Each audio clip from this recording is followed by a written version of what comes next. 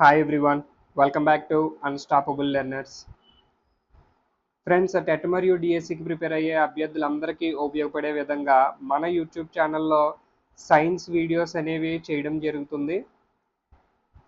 దానిలో భాగంగా already third class మరియు ఫోర్త్ క్లాస్ ఈవీఎస్కి సంబంధించిన లెసన్స్ అన్ని వీడియోల రూపంలో చేసి మన యూట్యూబ్ ఛానల్లో ప్లేలిస్ట్ క్రియేట్ చేసి ప్రొవైడ్ చేయడం జరిగింది. వాటి లింక్ వచ్చేసి డిస్క్రిప్షన్లో ఇస్తాను. అండ్ ఈ వీడియోలో మనం ఫిఫ్త్ క్లాస్ ఈవీఎస్కి సంబంధించి డిస్కస్ చేయబోతున్నాము. టాపిక్లోకి వెళ్ళే ముందు మీరు కనుక మన ఛానల్ని ఫస్ట్ టైం విజిట్ చేసినట్టయితే మన ఛానల్ని సబ్స్క్రైబ్ చేసుకోండి అండ్ మీ ఫ్రెండ్స్ అందరికీ కూడా షేర్ చేయండి.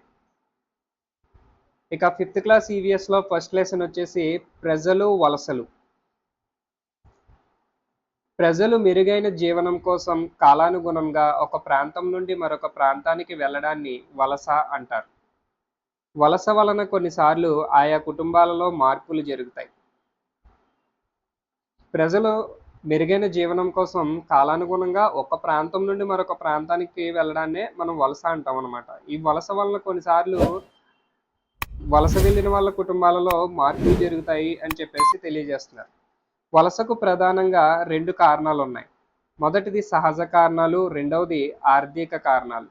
ఇలా ప్రజలు వలస వెళ్ళడానికి ప్రధానంగా రెండు కారణాలు ఉన్నాయన్నమాట. అందులో మొదటిది వచ్చేసి సహజ కారణాలు, రెండవది ఆర్థిక కారణాలు. సహజ కారణాలకి ఉదాహరణ చూసినట్లయితే వరదలు, తుఫాన్లు, భూకంపాలు మొదలైన ప్రకృతి వైపరీత్యాల వలన వలసలకు సహజ కారణాలు అన్నమాట. ఈ వరదలు, తుఫాన్లు, భూకంపాలు ఇవన్నీ ఏంటంటే ప్రకృతి సహసిద్ధంగా సంభవించేవన్నమాట. ఇవి వలసలకు సహజ కారణాలు అన్నమాట. ఉద్యోగ బదిలీలు, పేదరికం మొదలగునవి వలసలకు ఆర్థిక కారణాలు. వలసలకి రెండో కారణం ఏంటి? ఆర్థిక కారణాలు. ఈ ఆర్థిక కారణాలకి ఉదాహరణలు చూస్తే ఉద్యోగ బదిలీలు మరియు పేదరికం. ఈ రెండు కారణాల వలన వలసలు అనేవి జరుగుతాయి అన్నమాట. కాలానుగుణంగా పనుల కోసం కూలీలు కొన్ని ప్రాంతాలకు వలస వెళ్తుంటారు.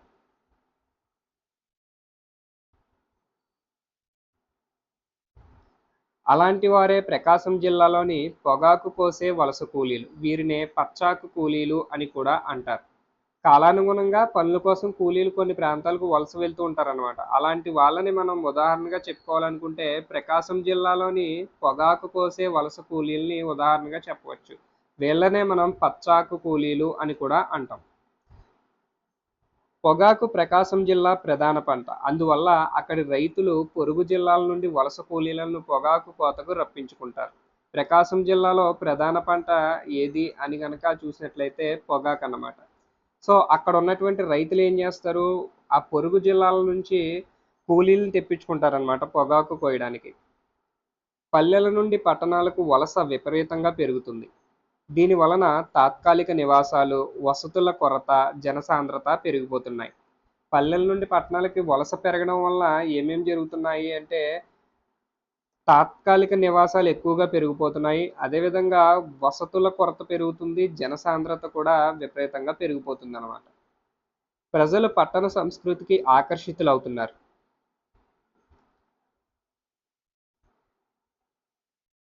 పేదరికం, ఆర్థిక నియంత్రణ లేకపోవడం, ప్రణాళిక లోపం ఇవన్నీ కూడా పట్టణ ప్రాంతాల్లో మురికివాడలు ఏర్పడడానికి కారణమవుతున్నాయి. ప్రధానంగా పట్టణాల్లో మురికివాడలు ఏర్పడడానికి కారణాలు చూసినట్లయితే పేదరికము, అదేవిధంగా ఆర్థిక నియంత్రణ లేకపోవడం, ప్రణాళిక లోపం. వీటి వలన పట్టణ ప్రాంతాలలో మురికివాడలు ఏర్పడుతున్నాయన్నమాట. గ్రామీణ ప్రాంతాల ఆర్థిక అభివృద్ధికి ప్రభుత్వాలు అనేక కార్యక్రమాలు చేపట్టడం ద్వారా ఈ వలసలను తగ్గించడానికి కృషి చేస్తున్నాయి. పై చార్ట్ అనేది వృత్తాకారంలో గీయబడిన ఒక రేఖాచిత్రం. అది అంకెలను భాగాల రూపంలో సూచించడానికి ఉపయోగపడుతుంది. పై చార్ట్ అనేది వృత్తాకారంలో గీయబడినటువంటి ఒక రేఖాచిత్రం అన్నమాట. ఇది దేనికి ఉపయోగపడుతుంది? అంకెలను భాగాల రూపంలో చూపించడానికి ఉపయోగపడుతుంది. కుటుంబం పద్దు, దీన్నే మనం బడ్జెట్ అని అంటాం. ఒక కుటుంబం తన ఆదాయాన్ని ఏ అంశాల కోసం ఖర్చు చేశారో తెలియజేసే ఒక పట్టిక. కుటుంబ పద్దు ఏంటంటే ఒక కుటుంబం తన ఆదాయాన్ని ఏ ఏ అంశాల కోసం ఎంత ఖర్చు చేసింది అని తెలియజేసే ఒక పట్టిక అన్నమాట. ఇది ఒక కుటుంబం యొక్క ఆదాయం వివిధ రకాల ఖర్చులకు ఏ విధంగా పంచబడిందో చూపిస్తుంది. సో, ఈ కుటుంబ పద్ధతి ఏం చేస్తుంది? ఒక కుటుంబం యొక్క ఆదాయం వివిధ రకాల ఖర్చులకు ఏ విధంగా పంచబడిందో చూపిస్తుందన్నమాట. కుటుంబ సభ్యులకు డబ్బు విలువను తెలియజేస్తుంది. డబ్బులను ఏ విధంగా ఖర్చు చేయాలో గుర్తించడానికి సహకరిస్తుంది. అనవసర ఖర్చులు తగ్గించుకోవడానికి ఉపయోగపడుతుంది. అలానే ఈ బడ్జెట్ అంటే కుటుంబ పద్దు కుటుంబ సభ్యులు డబ్బు విలువ తెలుసుకునేలా చేస్తుంది. డబ్బును ఏ విధంగా ఖర్చు చేయాలో గుర్తించుకోవడానికి వాళ్ళకి సహకరిస్తుంది. అదేవిధంగా అనవసరమైన ఖర్చు కూడా తగ్గించుకోవడానికి ఇది ఉపయోగపడుతుందన్నమాట. పొదుపు వలన కలిగే ప్రయోజనాలు. పొదుపు చేయడం వల్ల కలిగే ప్రయోజనాలు ఏంటో చూస్తే అత్యవసర పరిస్థితుల్లో ఉపయోగపడుతుంది. ఆర్థిక స్వాతంత్ర్యం ఇస్తుంది. ఖర్చు తగ్గిస్తుంది. పొదుపు చేయడం వల్ల ఈ ప్రయోజనాలన్నీ కలుగుతాయన్నమాట. నెక్స్ట్, ప్రభుత్వం విద్యార్థులకు కల్పించే సౌకర్యాలు.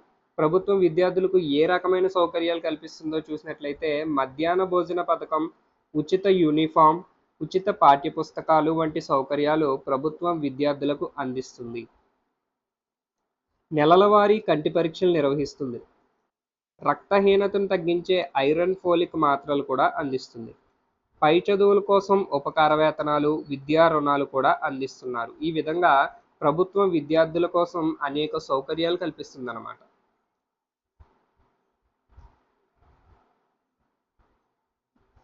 తర్వాత ఔల్ ఫకీర్ జైనులుబ్దీన్ అబ్దుల్ కలాం. ఏపీజే అబ్దుల్ కలాం గారి గురించి చూసినట్లయితే ఈయన పూర్తి పేరు వచ్చేసి ఔల్ ఫకీర్ జైనులాబ్దీన్ అబ్దుల్ కలాం.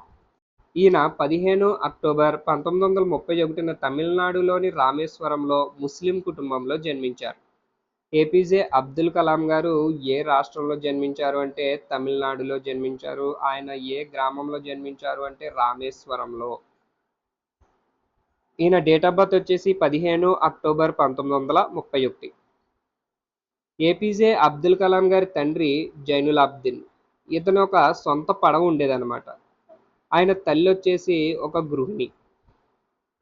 చిన్నతనం నుండే ప్రతి విషయం పట్ల తెలుసుకోవాలనే ఉత్సుకత కలిగి ఉండేవారు కలాం గారు. కలాం సముద్రం ఒడ్డున ఎగురుతున్న పక్షిని చూసి తాను అలా ఎగరాలని కలలు కన్నారు. ఆ కల సాకారానికి నిరంతరం శ్రమించారు. ఏపీజే అబ్దుల్ కలాం గారిని మిసైల్ మ్యాన్ ఆఫ్ ఇండియాగా పిలుస్తూ ఉంటాం. కలాం భారతదేశానికి 11వ రాష్ట్రపతిగా 2002 నుండి 2007 వరకు పనిచేశారు. భారతదేశ 11వ రాష్ట్రపతి వచ్చేసి ఏపీజే అబ్దుల్ కలాం గారు. ఈయన 2002 నుండి 2007 వరకు భారతదేశానికి రాష్ట్రపతిగా బాధ్యతలు నిర్వర్తించారన్నమాట.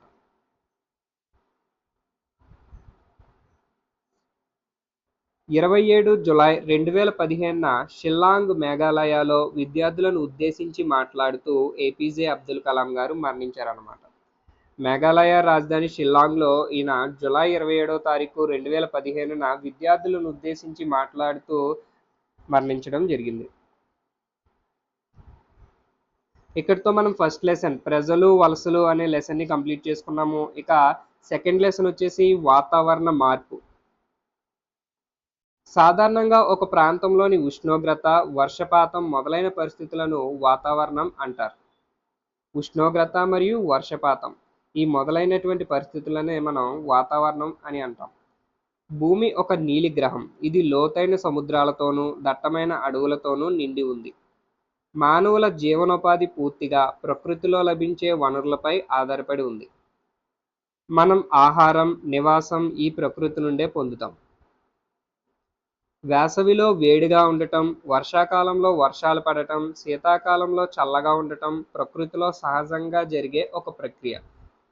ఇలా వేసవిలో వేడిగా ఉండడం, వర్షాకాలంలో వర్షాలు పడడం, శీతాకాలంలో చల్లగా ఉండటం అనేవి ఇవన్నీ కూడా ప్రకృతిలో చాలా సహజంగా జరిగే ప్రక్రియలు అన్నమాట.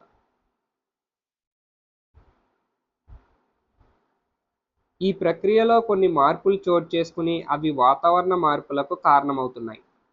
అకాల వర్షాలు, సుదీర్ఘ వేసవికాలం పంటలపైన, ఆహార ఉత్పత్తిపైన పెను ప్రభావం చూపిస్తున్నాయి. అకాల వర్షాలు మరియు సుదీర్ఘ వేసవికాలం వీటి వల్ల ఏం జరుగుతుంది అంటే పంటలపైన, ఆహార ఉత్పత్తులపైన పెను ప్రభావం చూపిస్తున్నాయి అన్నమాట. చెట్లు నరకడం, వ్యర్థాలను, ఇంధనాలను మండించడం వలన ఈ మార్పులు సంభవిస్తున్నాయి. ఇలా వాతావరణంలో మార్పులు రావడానికి కారణాలేంటి అంటే చెట్లు నరకడము మరియు వ్యర్థాలను, ఇంధనాలను మండించడం. గడ్డి భూములను వ్యవసాయ భూములుగా మార్చేస్తున్నారు. ఇది కూడా ఒక కారణం అన్నమాట. గడ్డి భూముల్ని వ్యవసాయ భూములుగా మార్చడం వల్ల వాతావరణంలో మార్పులు చోటు చేసుకుంటున్నాయి. ఇలా వాతావరణంలో మార్పులు చోటు చేసుకోవడం వలన ఏం జరుగుతుంది అంటే అకాల వర్షాలు రావడం జరుగుతుంది. లేదంటే సుదీర్ఘమైన వేసవి కాలం ఉండడం జరుగుతుంది. Next one. రోడ్లు వెడల్పు చేయడం కోసం, పెద్ద పెద్ద భవనాలు నిర్మించడం కోసం, పరిశ్రమలు, ఆనకట్టలు మొదలగు వాటి కోసం అడవులను విచక్షణారహితంగా నరికివేస్తున్నారు. పరిశ్రమలు హానికరమైన వాయువులను వాతావరణంలోనికి, వ్యర్థాలను నీటి వనరుల్లోకి విడుదల చేస్తున్నాయి. పరిశ్రమలు ఏం చేస్తున్నాయంటే హానికరమైనటువంటి వాయువులనేమో వాతావరణంలోకి విడుదల చేస్తున్నాయి. వాటి ద్వారా వచ్చినటువంటి వ్యర్థాలనేమో నీటి వనరుల్లోకి విడుదల చేస్తున్నాయి. ఇలా చేయడం వలన నేల, నీరు, గాలి కలుషితమవుతున్నాయి అన్నమాట.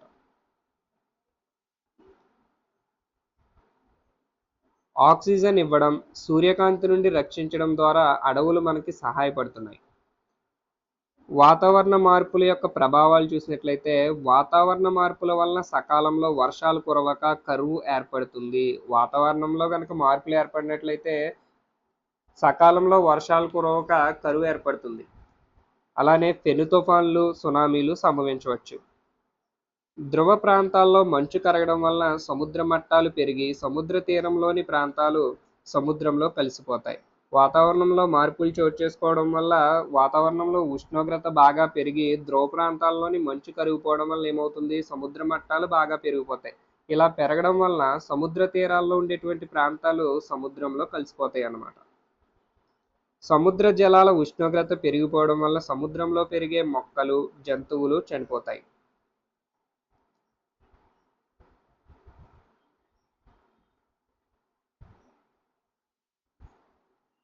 గాలి కాలుష్యానికి కారణమయ్యే వాహనాలను వాడడం వల్ల హానికర రసాయనాలు విడుదలవుతాయి.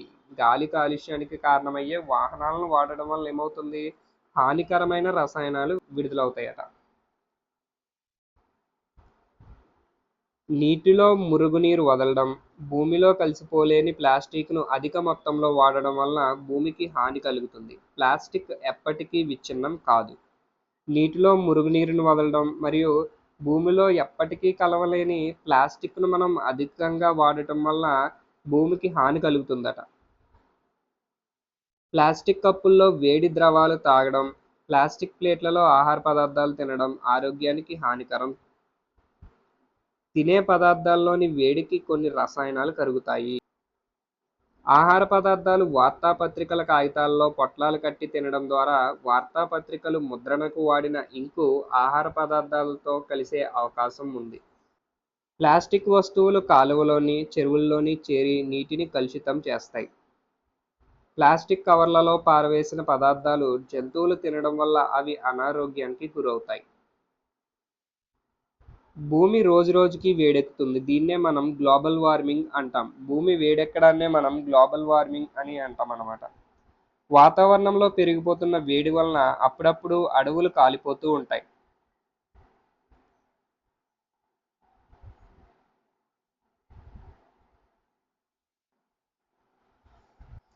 అడవులు కాలిపోవడం వలన పెద్ద సంఖ్యలో జంతువులు చనిపోతాయి. మొక్కలు నాశనం అవుతాయి. ఇలా నాశనం కావడం వలన భూమిపై పచ్చదనాన్ని కోల్పోయి ఉష్ణోగ్రతలు పెరిగిపోతాయి.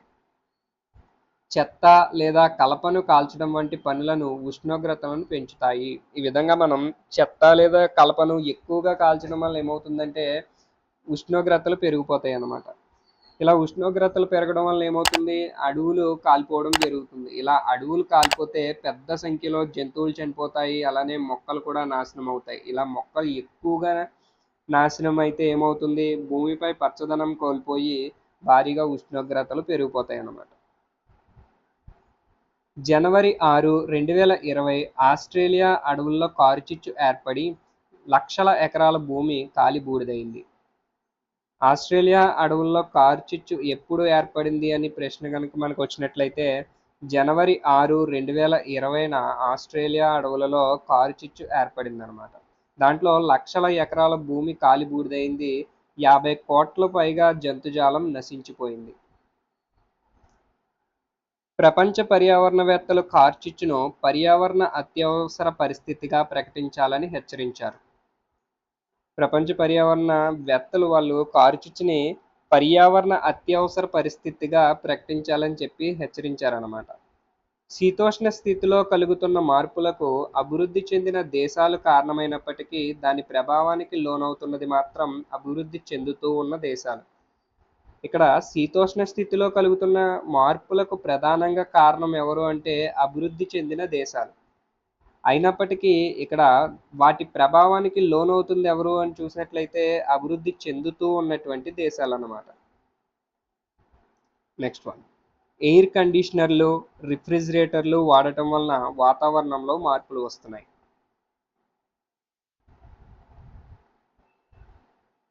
ఈ మార్పులకు దుష్ప్రభావాలకు పేదలు గురవుతూ ఉన్నారు.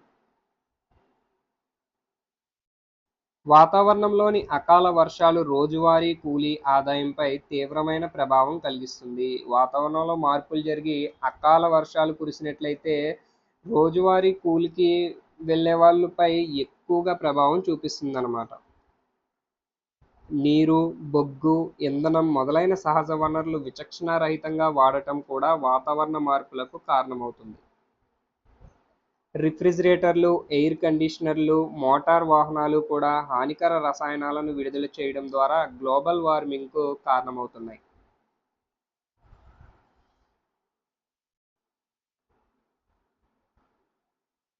నెక్స్ట్, హరిత ప్రపంచం గురించి చూసినట్లయితే అడవులు భూమికి ఊపిరితిత్తులు లాంటివి. సకల జీవరాశులకు మొక్కలే ప్రాథమిక ఆహార వనరులు. మానవులు బతకడానికి అవసరమయ్యే ఆహారం, బట్టలు, నివాసం మొదలైన వాటిని మొక్కలిస్తాయి. మొక్కలు మానవులకు వర్షాలను ఇస్తాయి. పక్షులకు, జంతువులకు నివాసాలను కలుగజేస్తాయి. మొక్కలు జీవావరణం సమతుల్యతను కాపాడుతూ నేల కోతను అరికడతాయి. ఇక్కడ మనకి హరిత ప్రపంచం గురించి చూసినట్లయితే అడవుల్లో ఉండే మొక్కలు మన మానవాళికి ఏ విధంగా సహాయపడుతున్నాయి, అలానే మన చుట్టూ ఉండేటువంటి జంతువులకు, పక్షులకు కూడా ఏ విధంగా నివాసాలు కలుగజేస్తున్నాయి, ఇవన్నీ కూడా ఇక్కడ తెలియజేయడం జరుగుతుంది. నెక్స్ట్ వన్, గ్లోబల్ వార్మింగ్ గురించి ప్రపంచవ్యాప్తంగా చాలా మంది ప్రజలు తమ అభిప్రాయాలను తెలియజేస్తున్నారు.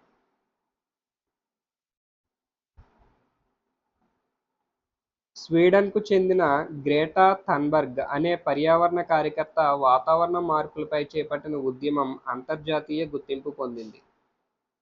2018లో ఐక్యరాజ్య సమితి వాతావరణ మార్పు సదస్సులో తన ప్రసంగాన్ని వినిపించింది.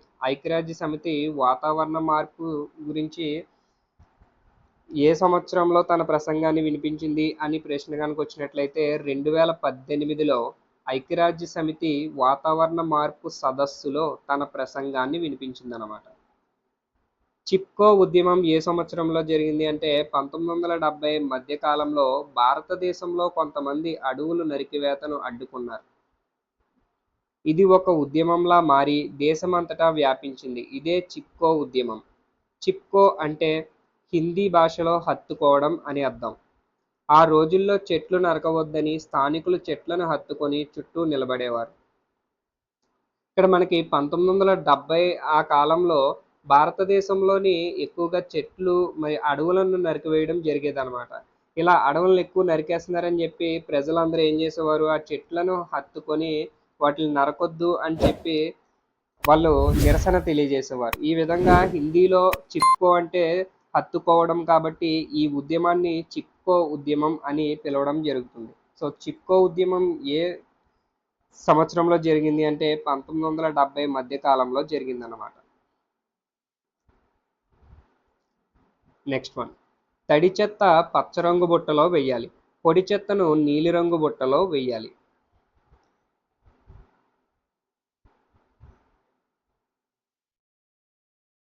వినాయక చవితి విగ్రహాలు ప్లాస్టర్ ఆఫ్ ప్యారిస్తో తయారు చేస్తారు. ఇది నీటిలో జీవించే జీవులకు హానికరం. వినాయక చవితికి మనం వినాయక విగ్రహాలని ప్రతిష్ఠిస్తూ ఉంటాం కదా, అవి ప్లాస్టర్ ఆఫ్ ప్యారిస్తో తయారు చేసి వాటిల్ని నీటిలో కలపడం వల్ల ఆ నీటిలో నివసించేటువంటి జీవులకు హాని కలిగిస్తుందని చెప్పి తెలియజేస్తున్నారు అనమాట. అరటి ఆకులో భోజనం చేయడం ఆరోగ్యానికి మంచిది. ఎందుకంటే అరటి ఆకు ఖనిజ లవణాలను కలిగి ఉంటుంది అనమాట. లోని థర్డ్ లెసన్ మనం ధరించే దుస్తులు. తయారు చేసే విధానాన్ని బట్టి బట్టలు రకరకాలుగా ఉంటాయి. బట్టలు తయారీ చేయడానికి వాడే ముడి సరుకు ప్రధానంగా మొక్కలు, జంతువుల నుండి లభిస్తుంది. సో ఇక్కడ చూసినట్లయితే మనకి బట్టలు తయారు చేయడానికి మనకి రా మెటీరియల్ కావాలి కదా, అంటే ముడి సరుకు కావాలి కదా. ఆ ముడి సరుకు అనేది మనకి ప్రధానంగా మొక్కల నుంచి మరియు జంతువుల నుంచి లభిస్తుంది అనమాట. మొక్కలు, జంతువుల నుండి లభించే దారాలను సహజ దారాలు అంటారు. ఇక్కడ చూసినట్లయితే మనం 2 రకాల దారాలు అనేటివి ఉంటాయి. న్యాచురల్ ఫైబర్స్ ఒకటి, ఆర్టిఫిషియల్ ఫైబర్స్ ఒకటి. దాంట్లో న్యాచురల్ అంటే సహజ దారాలు చూసినట్లయితే ఇవి మొక్కల నుంచి మరియు జంతువుల నుంచి తయారు చేయడం జరుగుతుంది. ఇక కృత్రిమ దారాలు చూసినట్లయితే రసాయనాలను ఉపయోగించి యంత్రాల ద్వారా తయారు చేసే దారాలను కృత్రిమ దారాలు అంటారు. చూడండి, సహజ దారాలేమో మొక్కల నుండి మరియు జంతువుల నుండి తయారు చేస్తారు. కృత్రిమ దారాలేమో రసాయనాలను ఉపయోగించి యంత్రాల సహాయంతో తయారు చేస్తారనమాట. సో ఇప్పుడు మనం సహజ దారాల గురించి చూద్దాం. సహజ దారాలు మనకి ముడి సరుకు వేటి నుంచి లభిస్తుందని చెప్పుకున్నాము? మొక్కల నుంచి మరియు జంతువుల నుంచి. నూలు, జనపనార మొక్కల నుండి తయారయ్యే సహజ దారాలు. ఇక్కడ నూలు మరియు జనపనార ఇవి మొక్కల నుండి తయారయ్యే సహజ దారాలు అన్నమాట. అలానే పట్టు మరియు ఉన్ని జంతువుల నుంచి తయారయ్యే సహజ దారాలు. ఇక్కడ మనకి సహజ దారాలు అంటే దారాలు యాక్చువల్గా ఎన్ని రకాలు చెప్పుకున్నాం మనం? సహజ దారాలు మరియు కృత్రిమ దారాలు చెప్పుకున్నాం. అందులో మళ్ళీ సహజ దారాలు అనేటివి మొక్కల నుండి మరియు జంతువుల నుండి తయారయ్యే విధంగా 2 రకాలుగా ఉన్నాయన్నమాట. అందులో చూసినట్లయితే మనకి నూలు, జనపనార ఇవేమో మొక్కల నుండి లభిస్తాయి. పట్టు మరియు ఉన్ని ఇవి జంతువుల నుండి లభించే సహజ దారాలు.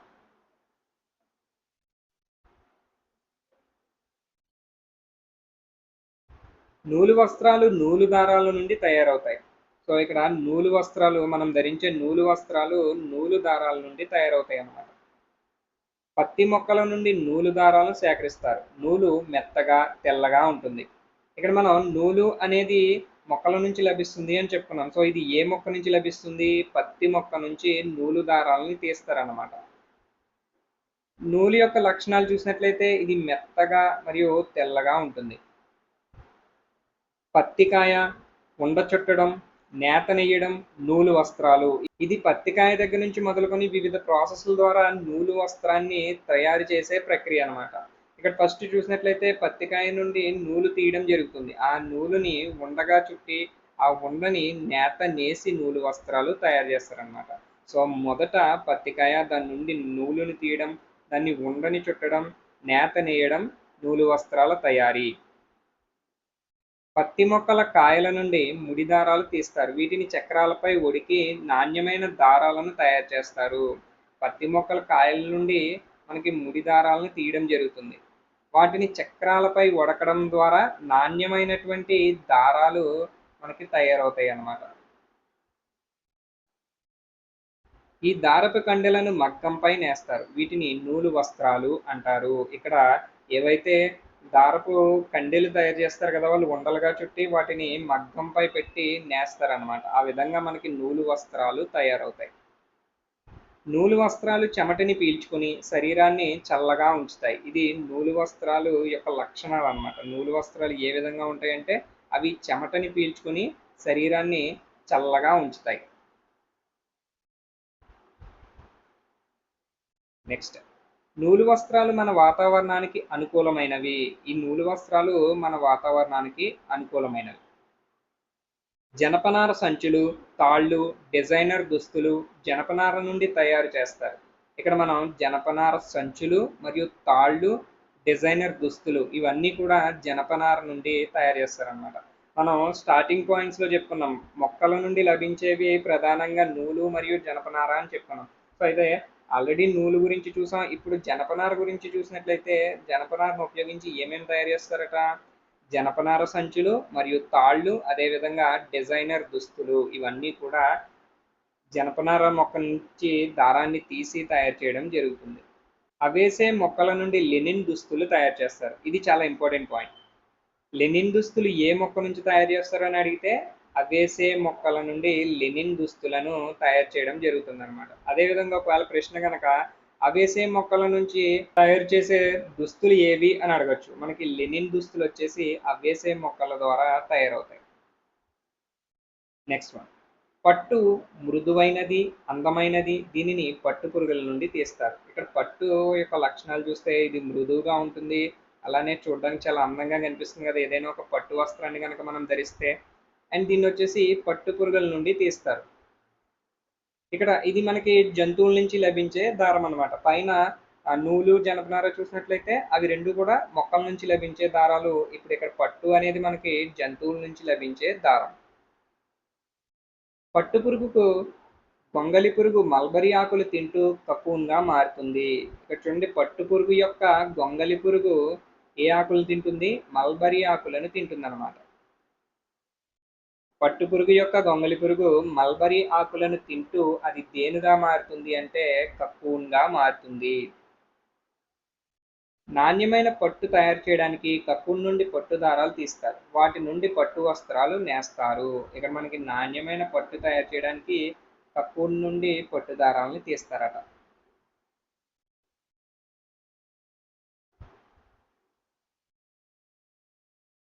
పట్టు పురుగు, కకూన్, నేత నేయడం, పట్టు చీర. ఇక్కడ ఫస్ట్ పట్టు పురుగుని వీళ్ళు అభివృద్ధి చేయడం జరుగుతుంది. అది కకూన్గా మార్పు చెందిన తర్వాత ఈ కకూన్ని ఏం చేస్తారంటే వీళ్ళు వేడి నీటిలో వేసి ఉడకబెట్టడం జరుగుతుంది. ఆ విధంగా వాళ్ళు అందులో ఉన్నటువంటి గొంగలి పురుగుని చంపేసి దాని నుంచి దారాలను తీస్తారనమాట. ఇలా తీసిన దారాలను వాళ్ళు నేత నేయడం జరుగుతుంది. ఇలా నేత నేసి మనకి పట్టు వస్త్రం తయారు చేయడం జరుగుతుంది అనమాట. మొదటిగా పట్టు పురుగు, దాని యొక్క గొంగలి, ఆ గొంగలి పురుగు కకూన్గా ఏర్పడుతుంది. మనం ముందు పాయింట్లో డిస్కస్ చేసాం. గొంగలి పురుగు ఏం తింటుంది? మల్బరీ ఆకులను తిని అది కకూన్గా ఏర్పడుతుంది అనమాట.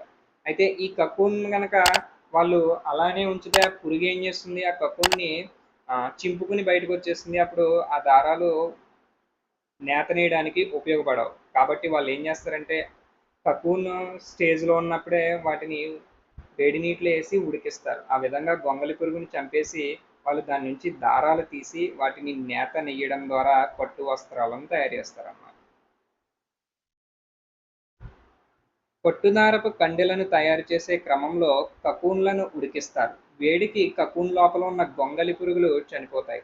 అప్పుడు వాటి నుండి పట్టు దారాలు సంగ్రహిస్తారు. సో చెప్పుకున్నాం కదా మనం, వాళ్ళు ఏం చేస్తారంటే ఈ కకూన్లని ఉడికిస్తారనమాట. ఇలా ఉడికించడం వల్ల లోపల ఉన్నటువంటి గొంగలి పురుగు చనిపోయి వాటి నుంచి పట్టు దారాలు వస్తాయి. ఒకవేళ అలా కాకుండా లోపలి గొంగలి పురుగు చనిపోకపోతే అది పట్టు పురుగుగా మారి బయటకు వచ్చి పట్టు దారాలను పాడు చేస్తుంది. సో అది బయటకు రావాలంటే ఖచ్చితంగా ఆ కకూన్ని అది తెంపుకునే కదా రావాలి. అలా తెంపేస్తే ఆ దారాలు ఉపయోగపడవు. కాబట్టి ఉడికించి ఆ గొంగల్ని చంపేసి దారాలు తీస్తారన్నమాట. అందుకే గొంగలి పురుగులు చంపడానికి కకూన్లను ఉడికిస్తారు. నెక్స్ట్, గొర్రె బొచ్చును కత్తిరించి ఉన్ని దారాలుగా ఉడుకుతారు. నెక్స్ట్ చూడండి, ఇక్కడ మనకి గొర్రె గురించి వచ్చింది. ఇది ఉన్ని అనేది జంతువుల నుంచి వచ్చే ఇంకొక రకమైనటువంటి దారం అనమాట. మొదటగా మొక్కల నుంచి రెండు రకాల దారాల గురించి చెప్పుకున్నాం. ఒకటి నూలు మరియు జనపనార. తర్వాత జంతువుల నుంచి వచ్చేటువంటి పట్టు దారం గురించి చెప్పుకున్నాం. ఇప్పుడు ఉన్ని దారం గురించి చెప్పుకుంటున్నాం. ఈ ఉన్ని దారపు కండెల నుండి ఉన్ని వస్త్రాలను నేస్తారు. స్వెటర్లు, రగ్గులు ఉన్నితోనే తయారు చేస్తారు. సో ఇది మనందరికీ తెలిసిన విషయమే కదా. స్వెటర్లు మరియు రగ్గులు ఇవన్నీ కూడా ఉన్నితోనే తయారు చేస్తారు. మనం శీతాకాలంలో ఉన్ని వస్త్రాలు ధరిస్తాం. అవి మన శరీరాన్ని వెచ్చగా ఉంచుతాయి. గొర్రె షీరింగ్, ఉండ చుట్టడం, స్వెటర్. ఇది ఒక గొర్రె దగ్గర నుంచి వాళ్ళు వూల్ కట్ చేసే ప్రాసెస్ని మనం షీరింగ్ అంటాము. దాని నుంచి ఆ తీసిన ఉన్నిని ఏం చేస్తారు? ఒక ఉండగా చుట్టడం జరుగుతుంది. దాని నుంచి వాళ్ళు స్వెటర్ ఇలాంటి ఉన్ని వస్త్రాలు తయారు చేస్తారు అన్నమాట.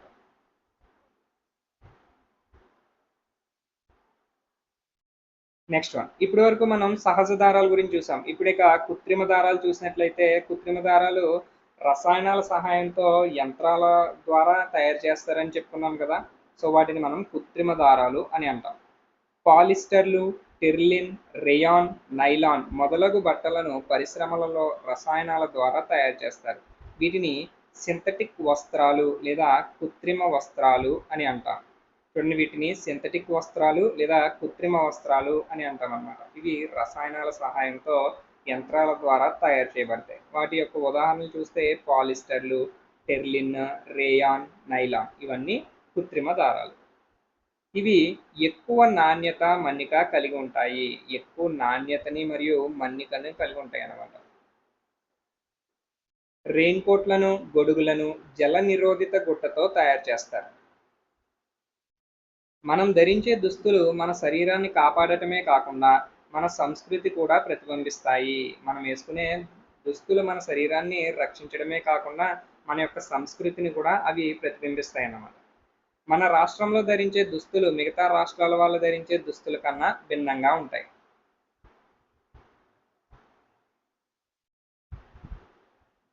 కేరళలో మగవాళ్ళు లుంగీలు ధరిస్తే తమిళనాడులో మగవాళ్ళు చొక్కా, ధోతి ధరిస్తారు. అదేవిధంగా రాజస్థాన్లో మగవాళ్ళు కుర్తా ధరిస్తారు. ఇక్కడ కేరళలో వాళ్ళు లుంగీలు ధరిస్తున్నారు, అలానే తమిళనాడు వాళ్ళు చొక్కా మరియు ధోతి ధరిస్తారు, రాజస్థాన్లో వాళ్ళు కుర్తా ధరిస్తారు. ఈ విధంగా మనం వేసుకునే వస్త్రాలు మన యొక్క ప్రాంతం యొక్క సంస్కృతిని కూడా అవి ప్రతిబింబిస్తాయి అన్నమాట. ఆ సంస్కృతి అనేది రాష్ట్రానికి రాష్ట్రానికి వేరుగా ఉండొచ్చు, దేశానికి దేశానికి కూడా వేరుగా ఉండొచ్చు. ఆంధ్రప్రదేశ్తో సహా చాలా రాష్ట్రాల్లో ఆడవాళ్ళు చీర, జాకెట్టు, పంజాబీ డ్రెస్, లెహంగా వంటివి ధరిస్తారు. ఈ చీర కట్టుకునే విధానంలో కూడా తేడాలు ఉంటాయి. ఒక ప్రాంతం నుంచి ఇంకో ప్రాంతానికి చూసినట్లయితే మనం ఈ చీర కట్టుకునే విధానంలో కూడా తేడాలు ఉంటాయి కదా. పిల్లలు, పెద్దవాళ్ళు, వృద్ధులు వేసుకునే బట్టల్లో కూడా తేడాలు ఉంటాయి. వయస్సును బట్టి ప్రజలు వివిధ రకాల దుస్తులు ధరిస్తారు. వివిధ వయసుల వాళ్ళు వివిధ రకాల దుస్తులను ధరిస్తారు. ప్రజలు వాడే దుస్తులు సౌకర్యం, వాతావరణంపై ఆధారపడి వేరువేరుగా ఉంటాయి.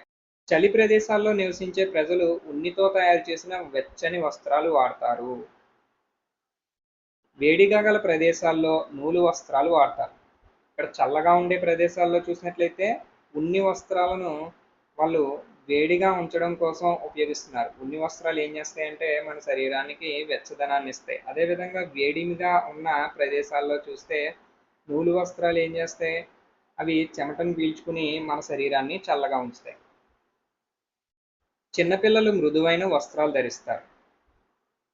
మనల్ని ఎండ, వాన, చలి నుండి రక్షించడానికి మనకు దుస్తులు అవసరం. అవి చెమటను పీల్చుకుని శరీరాన్ని చల్లగా ఉంచుతాయి.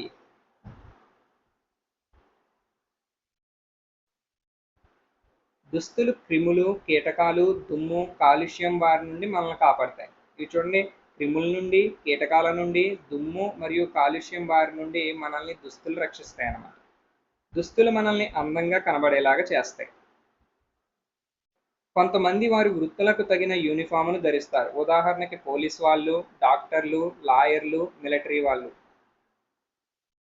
బట్టలు సరిగ్గా ఉతకకుండా ధరిస్తే చర్మం రోగాలతో బాధపడే అవకాశం ఉంది. మనం బట్టలు కనుక సరిగ్గా ఉతుక్కోకుండా వేసుకుంటే చర్మ రోగాలు వచ్చే అవకాశం ఉంటుంది. బట్టలను డిటర్జెంట్ సబ్బుతో బాగా ఉతికి ఎండలో ఆరబెట్టాలి. రంగు దుస్తులను నీడలో ఆరవేయాలి, లేకపోతే రంగును కోల్పోతాయి. జీవరాశులు బతకడానికి గాలి అవసరం. మన చుట్టూ గాలి వ్యాపించి ఉంది. వీచే గాలిని పవనం అంటారు. వీచే గాలిని ఏమని పిలుస్తాం మనం? పవనం అని పిలుస్తాం అన్నమాట. పవనానికి దాన్ని ఉపయోగించే విధానాన్ని బట్టి రకరకాల పేర్లు ఉన్నాయి. తేలికపాటి పవనాన్ని బ్రీజ్ అని, బలమైన పవనాన్ని గేల్ అని అంటారు. తేలికపాటి పవనాన్ని ఏమని పిలుస్తాము? బ్రీజ్ అని పిలుస్తాము. ఇక్కడ మనకి ప్రశ్న వచ్చే అవకాశం ఉంటుంది. బ్రీజ్ అంటే తేలికపాటి పవనం, అలానే గేల్ అంటే బలమైన పవనం. బలమైన పవనాన్ని ఏమని పిలుస్తాం? గేల్ అని పిలుస్తాం. తుఫాన్ సమయంలో బలమైన పవనాలు అధిక వేగంతో వేయడం వలన పెద్ద పెద్ద చెట్లు, ఇళ్ల పైకప్పులు కూడా కూలిపోతాయి. గాలి మరల ద్వారా విద్యుత్ ఉత్పత్తి అవుతుంది. దీనిని పవన విద్యుత్ అంటారు. గాలి మరల ద్వారా ఉత్పత్తి చేసే విద్యుత్తుని మనం పవన విద్యుత్ అని పిలుస్తాం. కొన్ని ప్రాంతాల్లో గాలిమరల ద్వారా బావులలో నీటిని తోడి పంట పొలాలకు మళ్లిస్తారు. గాలిమరలను ఉపయోగించి బావుల్లో ఉన్నటువంటి నీటిని తోడి వాటిని పంట పొలాలకు ఉపయోగిస్తారన్నమాట. నెక్స్ట్ గాలి యొక్క ధర్మాలు చూద్దాం. గాలికి బరువు ఉంటుంది, శబ్దాలను మోసుకెళ్తుంది, శబ్దాలను ఉత్పత్తి చేస్తుంది. గాలి శబ్దాలను మోసుకెళ్తుంది, అదేవిధంగా శబ్దాలను ఉత్పత్తి కూడా చేస్తుంది. దీనికి బరువు ఉంటుంది. ఒత్తిడిని కలుగజేస్తుంది, స్థలాన్ని ఆక్రమిస్తుంది మరియు వాసనను మోసుకెళ్తుంది. గాలి ఒత్తిడిని కలగజేస్తుంది, అలానే గాలి కొంత స్థలాన్ని ఆక్రమిస్తుంది, అది వాసనలను కూడా మోసుకెళ్తుంది. ఇక శ్వాస తీసుకోవడానికి ఉపయోగపడుతుంది. ఇది ప్రధానమైన ధర్మంగా చెప్పుకోవచ్చు కదా. గాలికి మనకి ఎంతగానో ఉపయోగపడేది శ్వాస తీసుకోవడానికి. గాలి ఒత్తిడికి కారణంగానే పువ్వుల పరిమళాన్ని ఆస్వాదించగలుగుతున్నాం. గాలి ఒత్తిడి కారణంగానే గొట్టాలతో పండ్ల రసాలను తాగగలుగుతున్నాం, గాలిపటాలు ఎగరవేయగలుగుతున్నాం, అలానే సైకిల్ తొక్కగలుగుతున్నాం, పిల్లన గ్రోవిని ఊదగలుగుతున్నాం, ఓవర్ హెడ్ ట్యాంక్ నుండి నీరును తీసుకోగలుగుతున్నాం. ఈ విధంగా గాలి యొక్క ఉపయోగం వలన మనం ఈ పనులన్నీ చేయగలుగుతున్నాం అన్నమాట. ఫోర్త్ లెసన్ వచ్చేసి మన అవయవ వ్యవస్థల గురించి తెలుసుకుందాం. మన శరీరం వివిధ భాగాలతో నిర్మితమై ఉంటుంది. మన చేతులు, కాళ్ళు, కళ్ళు మొదలైనవి బయటకు కనిపించే అవయవాలు. ఇక్కడ చేతులు, కాళ్ళు, కళ్ళు ఇవన్నీ కూడా బయటకు కనిపించే అవయవాలు అన్నమాట. మెదడు, గుండె, ఊపిరితిత్తులు, కాలేయం, మూత్రపిండాలు మొదలైన అవయవాలు నేరుగా చూడలేం. ఇవి శరీరం లోపల ఉంటాయి. వీటిని అంతర్గత అవయవాలు అంటాం. మెదడు, గుండె, ఊపిరితిత్తులు, కాలేయం, మూత్రపిండం ఇవన్నీ కూడా అంతర్గత అవయవాలు అన్నమాట. వీటిని మనం నేరుగా చూడలేం. మానవ శరీరం వేర్వేరు అవయవ వ్యవస్థలతో రూపొందింది. ఇవన్నీ కలిసి పనిచేస్తాయి. మన శరీరంలో అవయవ వ్యవస్థలన్నిటినీ కాపాడే వ్యవస్థ అస్థిపంజర వ్యవస్థ. ఇప్పుడు అస్థిపంజర వ్యవస్థ గురించి తెలుసుకుందాం.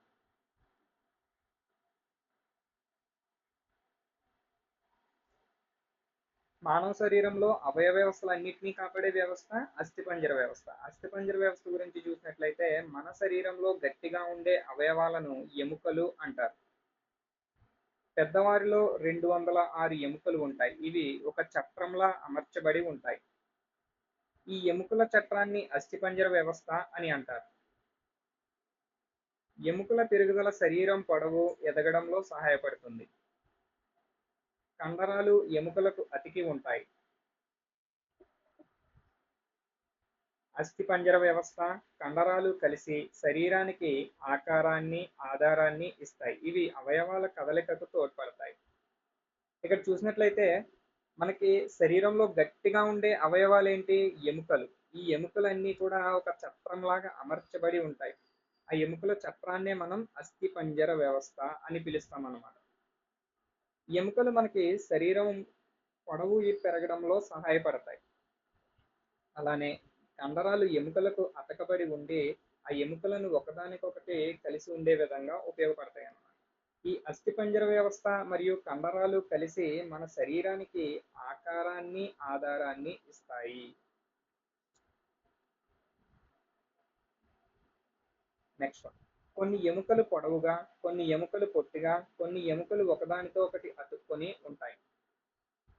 అస్థిపంజర వ్యవస్థలోని భాగాలు చూసినట్లయితే కపాలం. కపాలం మెదడును రక్షిస్తుంది. దీనినే పుర్రె అని కూడా అంటాము. మెదడును రక్షించే అస్థిపంజర వ్యవస్థ ఏది అంటే కపాలం. దీన్ని మనం పుర్రె అని కూడా అంటాము. పుర పంజరం, పక్కటెముకల వ్యవస్థ. పక్కటెముకలు ఊపిరితిత్తులను, గుండెను రక్షిస్తాయి. ఇక్కడ పక్కటెముకలు ఏం చేస్తాయి? ఊపిరితిత్తులను మరియు గుండెను రక్షిస్తాయి అన్నమాట. అలానే వెన్నెముక చూసినట్లయితే వెన్నెముక శరీరాన్ని నిటారుగా ఉండేటట్లు చేస్తుంది. మన శరీరాన్ని నిటారుగా ఉండేటట్లు చేసేది వెన్నెముక. అలానే మెదడును రక్షించే అస్థిపంజర వ్యవస్థ ఏది అంటే కపాలం. తర్వాత ఊపిరితిత్తులను, గుండెను రక్షించే అస్థిపంజర వ్యవస్థ ఏది అని అడిగినట్లయితే పక్కటెముకలను చెప్పవచ్చు అన్నమాట.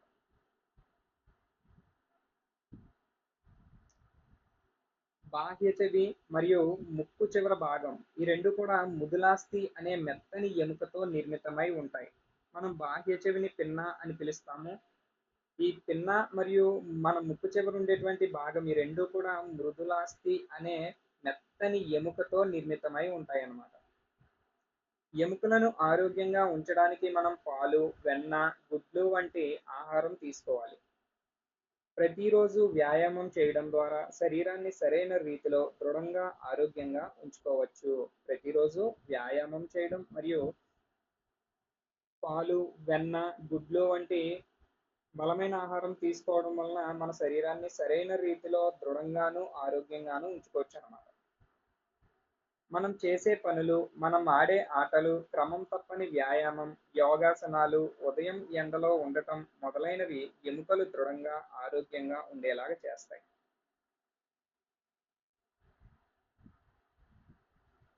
నెక్స్ట్ వచ్చేసి జీర్ణ వ్యవస్థ గురించి తెలుసుకుందాం. ఇప్పటి వరకు మనం అస్థిపంజర వ్యవస్థ గురించి తెలుసుకున్నాము. ఇప్పుడు జీర్ణ వ్యవస్థ గురించి చూసినట్లయితే మనం తీసుకున్న ఆహారం నోటిలోని దంతాల సహాయంతో నమలబడి లాలాజలంతో కలిసి మెత్తగా చూర్ణంగా చేయబడుతుంది. మనం తీసుకున్నటువంటి ఆహారం నోటిలోని దంతాల సహాయంతో నమలబడి మన నోట్లో విడుదలయ్యేటువంటి లాలాజలం సహాయంతో అది మెత్తగా చూర్ణంలాగా తయారు చేయబడుతుంది అన్నమాట. మెత్తగా నమలబడిన ఆహారం ఆహార వాహిక ద్వారా జీర్ణాశయంలోకి ప్రయాణిస్తుంది. అక్కడ జీర్ణ రసాలతో కలుస్తుంది. అక్కడ నుండి ఆహారం చిన్న ప్రేగులోకి చేరి పూర్తిగా జీర్ణమవుతుంది. ముందుగా మనం తీసుకున్నటువంటి ఆహారం మన నోటిలోని దంతాల సహాయంతో నమలబడుతుంది అనమాట. ఇలా నమిలే ప్రక్రియలో మన నోటిలోంచి కొన్ని లాలాజలాలు అనేటివి అంటే ఎంజైమ్స్ రిలీజ్ అవుతాయి కదా, వాటితో కలిసి ఇది మెత్తగా ఒక చూర్ణం లాగా తయారయ్యి ఇలా తయారైనటువంటి ఆహార పదార్థం ఆహార వాహిక ద్వారా జీర్ణాశయంలోకి ప్రవేశిస్తుంది. ఇక్కడ జీర్ణ రసాలతో ఇది కలిసి ఇంకా మెత్తగా తయారయ్యి చిన్న ప్రేగులోకి వెళ్తుందన్నమాట. ఇలా చిన్న ప్రేగులోకి వెళ్ళిన ఆహారం చిన్న ప్రేగులో పూర్తిగా జీర్ణం కాబడుతుంది. పూర్తిగా జీర్ణమైన ఆహారం రక్తంలోకి శోషించబడుతుంది. జీర్ణం కాని ఆహారం పెద్ద ప్రేగులోనికి చేరుతుంది. పూర్తిగా జీర్ణమైనటువంటి ఆహారం ఏమో రక్తంలోకి శోషించబడుతుంది. అలానే జీర్ణం కాని ఆహారం ఏదైనా ఉంటే గనక అది పెద్ద ప్రేగులోకి చేరుతుంది అనమాట. పెద్ద ప్రేగులో జీర్ణం కాని ఆహారంలోని కొంత నీరు శోషించబడుతుంది. ఏదైతే జీర్ణం కాని ఆహారం పెద్ద ప్రేగులోకి చేరిందో ఆ ఆహారంలో ఇంకా ఏదైనా నీరు కనుక మిగిలి ఉంటే దాన్ని పెద్ద ప్రేగు శోషించుకుంటుంది అనమాట. పెద్ద ప్రేగులో ఉండే జీర్ణం కాని ఆహారం పాయువు ద్వారా బయటకు విసర్జించబడుతుంది. ఇంకా జీర్ణం కాని ఆహారం ఏమవుతుంది, పెద్ద ప్రేగులో ఉండే ఈ జీర్ణం కాని ఆహారం పాయువు ద్వారా బయటకు పంపివేయబడుతుంది అనమాట. సంక్లిష్టమైన ఆహార పదార్థాలు జీర్ణ రసాలలో ఉండే ఎంజైమ్ల సహాయంతో రక్తంలోకి శోషించబడే సరళ పదార్థాలుగా మారడాన్ని జీర్ణక్రియ అంటారు. జీర్ణక్రియ అంటే ఏంటి?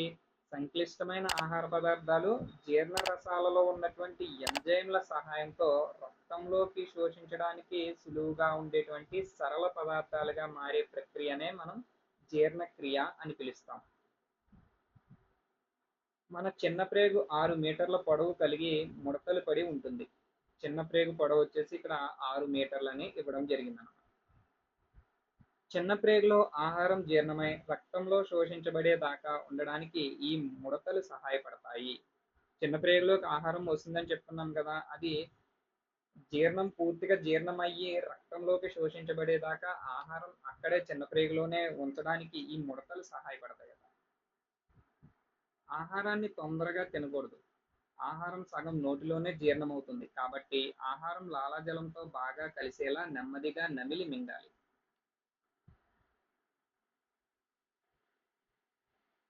ఆహారం తినే ముందు నీరు త్రాగాలి. ఇది మన ఆహార వాహికలో ఆహారం సులువుగా ప్రయాణించడానికి సహాయపడుతుంది. ఆహారం తినే ముందు నీరు తాగాలి. అది ఆహార వాహికలో ఆహారం సులువుగా ప్రయాణించడానికి ఉపయోగపడుతుంది అన్నమాట. అదేవిధంగా ఆహారం తింటున్నప్పుడు నీరు త్రాగకూడదు. ఆహారం తినే ముందు నీరు త్రాగాలి. ఆహారం తింటున్నప్పుడు నీరు త్రాగకూడదు అన్నమాట. జంక్ ఫుడ్ తినకూడదు, అది ఆరోగ్యానికి మంచిది కాదు. జంక్ ఫుడ్ తినడం వల్ల మన ఆరోగ్యం పాడవుతుంది కనుక అది తినకూడదు. నెక్స్ట్ వన్ వచ్చేసి శ్వాస వ్యవస్థ. అస్థిపంజర వ్యవస్థ గురించి డిస్కస్ చేసాము, అలానే జీర్ణ వ్యవస్థ గురించి డిస్కస్ చేసాము. ఇప్పుడు మూడవది వచ్చేసి శ్వాస వ్యవస్థ గురించి చూద్దాం. ఒక వ్యక్తి నిరంతరం గాలిని పీల్చుకుని విడిచిపెట్టడాన్ని శ్వాసక్రియ అంటారు. శ్వాసక్రియ అంటే ఏంటి? ఒక వ్యక్తి నిరంతరం గాలిని పీల్చుకుని విడిచిపెట్టే ప్రక్రియ అన్నమాట. శ్వాస వ్యవస్థలోని భాగాలు చూసినట్లయితే ముక్కు, గాలిగొట్టం, ఊపిరితిత్తులు ఇవి 3 కూడా శ్వాస వ్యవస్థలోని భాగాలు. ఇవి మనం గాలి పీల్చడానికి, గాలి విడిచిపెట్టడానికి ఉపయోగపడతాయి. ఈ శ్వాస వ్యవస్థలో ఉన్నటువంటి భాగాలు మనం గాలి పీల్చడానికి అంటే ఉచ్ఛ్వాస ప్రక్రియకి మరియు మనం గాలి విడిచిపెట్టడానికి అంటే నిశ్వాస ప్రక్రియకి ఉపయోగపడతాయి అన్నమాట. ముక్కుతో పీల్చుకున్న గాలి గాలి గొట్టాల ద్వారా ఊపిరితిత్తులకు చేరుతుంది. ఒక జత ఊపిరితిత్తులు స్పాంజీ లాంటి ఆకృతితో కుహరంలో ఉంటాయి. మనం గాలి పీల్చినప్పుడు ఊపిరితిత్తులు గాలితో నింపబడతాయి. ఒక జత ఊపిరితిత్తులు స్పాంజి లాంటి ఆకృతిలో ఉండి అవి కుహరంలో ఉంటాయి అన్నమాట. ఇవి మనం గాలి పీల్చుకున్నప్పుడు గాలితో నింపబడతాయి.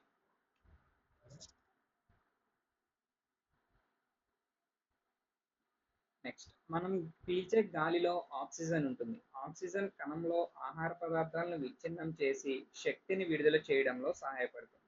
మనం పీల్చే గాలిలో ఆక్సిజన్ ఉంటుంది. అది కణంలో ఉన్న ఆహార పదార్థాలను విచ్ఛిన్నం చేసి శక్తిని విడుదల చేయడంలో ఉపయోగపడుతుంది. ఊపిరితిత్తులు ఉచ్ఛ్వాస సమయంలో వ్యాకోచిస్తాయి, నిశ్వాస సమయంలో సంకోచిస్తాయి. ఊపిరితిత్తులు ఏ సమయంలో సంకోచిస్తాయి అంటే నిశ్వాస సమయంలో సంకోచిస్తాయి మరియు ఉచ్ఛ్వాస సమయంలో వ్యాకోచిస్తాయి. ఉచ్ఛ్వాస సమయంలో మనం పీల్చే గాలిలో ఆక్సిజన్ ఉంటుంది. ఈ ఆక్సిజన్ ఊపిరితిత్తులకు చేరి రక్తంతో కలిసి కణాలను చేరి శక్తిని విడుదల చేస్తుంది. అప్పుడు ఉత్పత్తి అయ్యే కార్బన్ డయాక్సైడ్ నీటి ఆవిరి ఊపిరితిత్తుల నుండి బయటకు విడవడాన్ని నిశ్వాస అని అంటాం. సో ఉచ్ఛ్వాస సమయంలో మనం పీల్చుకునే గాలిలో ఆక్సిజన్ ఉంటుందన్నమాట. ఆక్సిజన్ ఏం చేస్తుంది? అది ఊపిరితిత్తులకు చేరిన తర్వాత రక్తంతో కలిసి ఆ రక్తంతో ప్రతి కణానికి వెళ్ళి అక్కడ శక్తిని విడుదల చేస్తుంది. ఈ ప్రక్రియలో విడుదలైనటువంటి కార్బన్ డయాక్సైడ్ మరియు నీటిని ఊపిరితిత్తుల నుండి బయటకు వదిలే ప్రక్రియనే మనం నిశ్వాస అని అంటాం. ఉచ్ఛ్వాస అంటే ఆక్సిజన్తో కూడినటువంటి గాలిని లోపలికి తీసుకోవడం, అలానే నిశ్వాస అంటే కార్బన్ డయాక్సైడ్తో కూడినటువంటి గాలిని బయటికి వదిలిపెట్టడం. రోగి హృదయ స్పందనను వినడానికి డాక్టర్ స్టెథోస్కోప్ అనే పరికరాన్ని ఉపయోగిస్తాడు. ఇది మనకి టెక్స్ట్ బుక్లో ఉన్న క్వశ్చన్ చూసినట్లయితే రోగి హృదయ స్పందన వినడానికి డాక్టర్ ఏ పరికరాన్ని ఉపయోగిస్తాడు అని చెప్పి ఇవ్వడం జరిగింది. ఇక్కడ డాక్టర్ ఏ పరికరాన్ని ఉపయోగిస్తాడు? స్టెథోస్కోప్ ని ఉపయోగిస్తాడు. నెక్స్ట్ 4th వన్ రక్త ప్రసరణ వ్యవస్థ. రక్త ప్రసరణ వ్యవస్థలోని భాగాలు చూసినట్లయితే గుండె, రక్తం మరియు రక్తనాళాలు. గుండె ఆక్సిజన్ ఉన్న రక్తాన్ని రక్తనాళాల ద్వారా శరీరంలోని అన్ని భాగాలకు పంపు చేస్తుంది. గుండె ఏం చేస్తుంది? ఆక్సిజన్తో కూడినటువంటి రక్తాన్ని రక్తనాళాల సహాయంతో శరీరంలోని అన్ని భాగాలకు పంపు చేస్తుంది అన్నమాట. అదేవిధంగా కార్బన్ డయాక్సైడ్ ఉన్న రక్తాన్ని శరీర భాగాల నుండి సేకరిస్తుంది. ఇప్పుడు రక్తనాళాలను చూసినట్లయితే రక్తనాళాల్లో ధమనులు, సిరలు అనే భాగాలు ఉంటాయి అన్నమాట. ధమనులు మంచి రక్తాన్ని గుండె నుంచి ఇతర భాగాలకు తీసుకుపోతాయి. అవి ఆక్సిజన్తో కూడిన మంచి రక్తాన్ని శరీర భాగాలకు అందజేస్తాయి. ఇక్కడ రక్తనాళాలలో ధమనులు అనే భాగాలు ఏం చేస్తాయి అంటే ఇవి మంచి రక్తాన్ని గుండె నుంచి ఇతర భాగాలకు తీసుకుపోతాయి అన్నమాట. అయితే ఇక్కడ మనం గుర్తుపెట్టుకోవాల్సిన విషయం ఏంటంటే ఈ ధమనుల్లో పుపుస ధమని అనేది మాత్రం చెడు రక్తాన్ని తీసుకువెళ్తుంది అన్నమాట. నెక్స్ట్ సిరలు శరీర భాగాల నుంచి ఆక్సిజన్ లేని రక్తాన్ని గుండెకు చేరుస్తాయి. ఇక్కడ సిరలు ఏం చేస్తాయంటే ఆక్సిజన్ లేని చెడు రక్తాన్ని శరీర ఇతర భాగాల నుంచి గుండెకు చేరవేస్తాయి అన్నమాట. ఇక్కడ పుపుస సిరల్లో మాత్రం మంచి రక్తం ప్రవహిస్తూ ఉంటుంది. ఈ రెండు చాలా ఇంపార్టెంట్ పాయింట్స్. పుపుస ధమనంలో ఏ రక్తం ఉంటుంది అంటే చెడు రక్తం ఉంటుంది. అదేవిధంగా పుపుస సిరల్లో ఏ రక్తం ఉంటుంది అంటే మంచి రక్తం ప్రవహిస్తుంది అన్నమాట.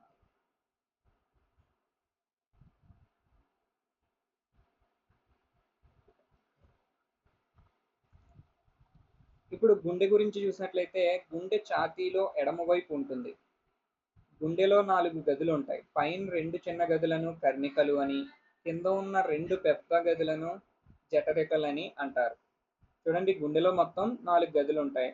పైనున్న 2 చిన్న గదులను కర్ణికలు అని పిలుస్తాము. కిందున్న 2 పెద్ద గదులను జఠరికలు అని పిలుస్తాము. గుండె మోటార్ పంపు వలె పనిచేస్తుంది. గుండె రక్తాన్ని పంప్ చేసేటప్పుడు లబ్ డబ్ అనే శబ్దాన్ని చేస్తుంది. ఇక్కడ రక్తం గురించి చూద్దాం. రక్తం శరీర ఉష్ణోగ్రతను నియంత్రిస్తుంది. శరీర ఉష్ణోగ్రతను నియంత్రించడంలో రక్తం కూడా ఒక కీలక పాత్ర పోషిస్తుంది.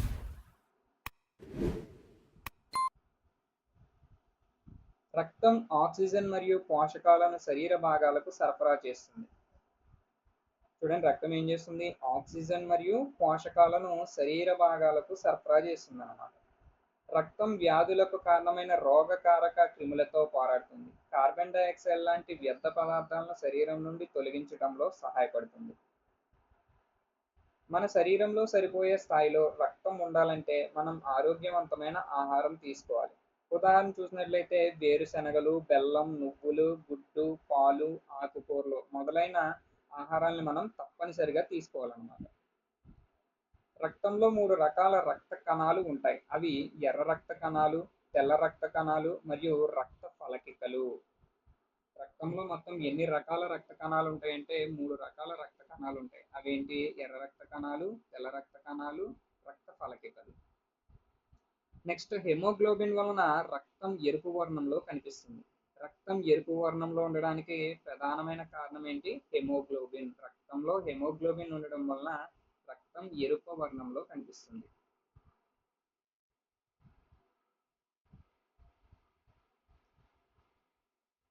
చాలా మంది పిల్లలు రక్తంలో హెమోగ్లోబిన్ తక్కువ ఉండటం వలన రక్తహీనతతో బాధపడుతూ ఉంటారు. పల్లీ చిక్కీలు తినడం వల్ల శరీరానికి తగిన రక్తం చేకూరుతుంది. పిల్లల్లో హెమోగ్లోబిన్ పెంచడానికి ఆంధ్రప్రదేశ్ ప్రభుత్వం మధ్యాహ్న భోజనంలో పల్లీ చిక్కీలు సరఫరా చేస్తుంది. చాలా మంది పిల్లలు రక్తంలో హెమోగ్లోబిన్ తక్కువ ఉండడం వల్ల వాళ్ళు రక్తహీనతతో బాధపడుతూ ఉంటారు అన్నమాట.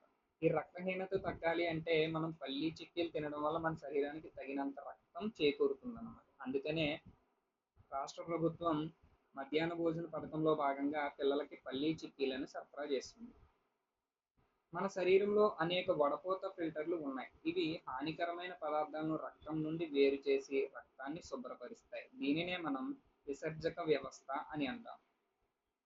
ఈ విసర్జక వ్యవస్థ గురించి చూసినట్లయితే మన శరీరంలో వ్యర్థాలు వడపోత చేయడానికి ఒక శుద్ధి చేసే యంత్రాంగం ఉంది. దానినే మనం విసర్జక వ్యవస్థ అని అంటాం. శరీరంలోని అధికమైన అనవసరమైన పదార్థాలను బయటకు పంపించే వ్యవస్థను విసర్జక వ్యవస్థ అంటారు. శరీరంలోని అధికమైన మరియు అనవసరమైన పదార్థాలను బయటకు పంపించే వ్యవస్థే విసర్జక వ్యవస్థ.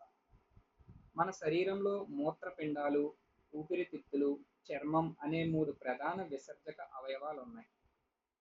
వాటిలో మూత్రపిండాల గురించి చూసినట్లయితే మన శరీరంలో 2 మూత్రపిండాలు ఉంటాయి. ఇవి ఉదర కుహరంలో వెన్నెముకకు ఇరుపక్కలా ఉంటాయి. మూత్రపిండాలు చిక్కుడు గింజ ఆకారంలో ఉంటాయి. మూత్రపిండాలు ఏ ఆకారంలో ఉంటాయని అడిగితే చిక్కుడు గింజ ఆకారంలో ఉంటాయి అన్నమాట. ఇవి రక్తాన్ని వడగట్టి రక్తంలోని మలినాలను తొలగిస్తాయి. మన శరీరంలో రక్తాన్ని వడగట్టి రక్తంలోని మలినాలను తొలగించేవి ఏమిటి అని అంటే మూత్రపిండాలు.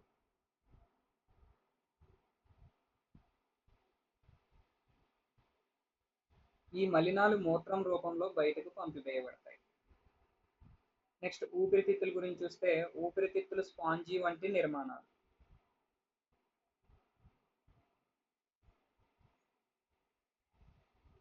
శ్వాసక్రియలో పీల్చుకున్న గాలిలోని ఆక్సిజన్ ఊపిరితిత్తులకు చేరి రక్తంలో కలుస్తుంది. అప్పుడు విడుదలయ్యే కార్బన్ డయాక్సైడ్ నిశ్వాస ద్వారా ఊపిరితిత్తుల నుండి బయటకు పంపివేయబడుతుంది. నెక్స్ట్, చర్మం గురించి చూద్దాం. మన శరీరంలో పైకి కనిపించే అతిపెద్ద విసర్జక అవయవం చర్మం. చర్మం చెమట గ్రంథులను కలిగి ఉంటుంది. ఇది మన శరీరంలోని అదనపు నీటిని, లవణాలను చెమట రూపంలో బయటకు విసర్జిస్తుంది. మన శరీరంలోని అదనపు నీటిని, లవణాలను చెమట రూపంలో బయటకు విసర్జించే అవయవం ఏంటి అంటే చర్మం. చెమట చర్మంలోని అతి చిన్న రంధ్రాలైన శ్వేత రంధ్రాల ద్వారా బయటకు వస్తుంది. ఎక్కువ నీరు తాగడం, పీచు పదార్థాలు తినడం శరీరంలోని వ్యర్థాలను తొలగించడానికి ఉపయోగపడతాయి. ఎక్కువ నీరు తాగడం వల్ల మరియు పీచు పదార్థాలు తినడం వల్ల శరీరంలోని వ్యర్థాలను సులభంగా విసర్జించడానికి ఉపయోగపడతాయన్నమాట. నెక్స్ట్ నాడీ వ్యవస్థ. మన శరీరంలో తల నుండి కాలి వేళ్ల వరకు ఒక సమర్థవంతమైన అనుసంధాన వ్యవస్థ ఉన్నది. దానినే నాడీ వ్యవస్థ అని అంటాం. మెదడు నాడుల ద్వారా శరీరాన్ని నియంత్రిస్తుంది. శరీరాన్ని నియంత్రించే అవయవం ఏది అంటే మెదడు. ఇది వేటి ద్వారా శరీరాన్ని నియంత్రిస్తుంది అంటే నాడుల ద్వారా శరీరాన్ని నియంత్రిస్తుంది. మెదడు, వెన్నెముక, నాడులను కలిపే నాడీ వ్యవస్థ అంటారు. మెదడును, వెన్నెముకలను మరియు నాడులను కలిపి నాడీ వ్యవస్థ అని అంటాం మనం. నాడులు సమాచారాన్ని శరీర భాగాల నుంచి మెదడుకు, మెదడు నుంచి శరీర భాగాలకు తీసుకొని పోతాయి. ఈ నాడులు ఏం చేస్తాయంటే సమాచారాన్ని శరీరంలోని వివిధ భాగాలకు మెదడు నుండి తీసుకువెళ్తాయి. అలానే వివిధ శరీర భాగాల నుండి మెదడుకు తీసుకుని వస్తాయి అన్నమాట. జ్ఞానేంద్రియాలు అయిన కళ్ళు, చెవులు, ముక్కు, నాలుక మరియు చర్మం నాడుల ద్వారా మెదడుతో అనుసంధానమై ఉంటాయి. జ్ఞానేంద్రియాలని చెప్పుకుంటాం కదా మనం. ఇవి మొత్తం కళ్ళు, చెవులు, ముక్కు, నాలుక, చర్మం ఇవన్నీ కూడా నాడుల ద్వారా మెదడుతో అనుసంధానమై ఉంటాయి అన్నమాట. జ్ఞానేంద్రియాలు ఏదైనా సమాచారాన్ని అనుభూతి చెందినప్పుడు ఈ అవయవాలకు అనుసంధానమైన నాడులు మెదడుకు సమాచారాన్ని పంపుతాయి. మెదడు ఆ సమాచారాన్ని విశ్లేషించి మనం చూసిన, విన్న, వాసన చూసిన, రుచి చూసిన, తాకిన సమాచారాన్ని అర్థం చేసుకొని ఏం చెయ్యాలని ఆదేశిస్తుంది.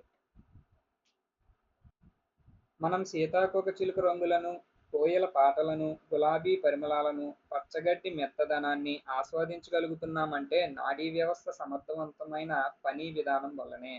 మనం సీతాకోకచిలుక యొక్క రంగులను, కోయల పాటలను, గులాబీ పరిమళాలను, పచ్చగడ్డి మెత్తదనాన్ని వీటన్నిటిని ఆస్వాదించగలుగుతున్నామంటే వాటన్నిటికీ ప్రధాన కారణం మన నాడీ వ్యవస్థ సమర్థవంతంగా పనిచేయడం అన్నమాట. ప్రీవియస్లో 5th లెసన్ వచ్చేసి వ్యవసాయం.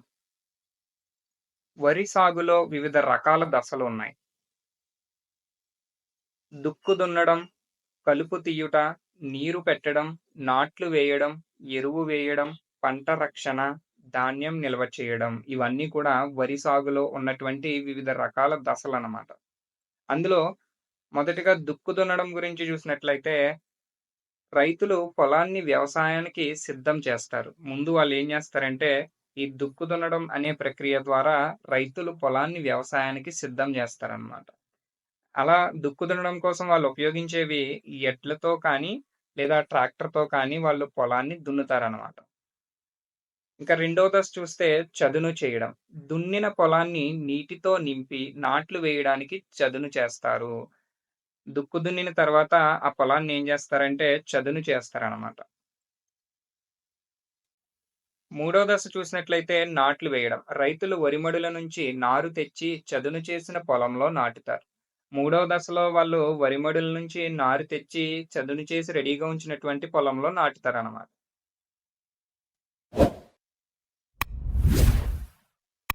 నాలుగో దశ చూసినట్లయితే నీరు పెట్టడం. వరి సాగుకు ఎక్కువ నీరు అవసరం. అందువలన రైతులు పొలానికి ఎక్కువ సార్లు నీరు పెడతారు.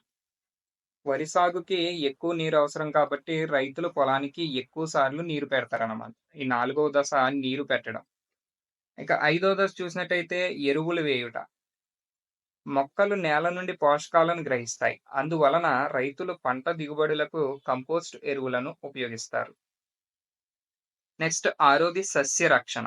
సాధారణంగా మొక్కలకు వ్యాధులు సోకుతాయి. అవి పంటలను నాశనం చేస్తాయి. దీనిని నివారించడానికి రైతులు క్రిమి సంహారకాలు వాడతారు. ఆరో దశలో సస్యరక్షణ అంటే ఇక్కడ ఏం చేస్తారంటే వాళ్ళు మొక్కలకు వ్యాధులు సోకకుండా వివిధ క్రిమి సంహారకాలు వాడతారన్నమాట. తర్వాత దశ వచ్చేసి పంట కోత. పూర్తిగా పండిన తర్వాత వరిని కోస్తారు.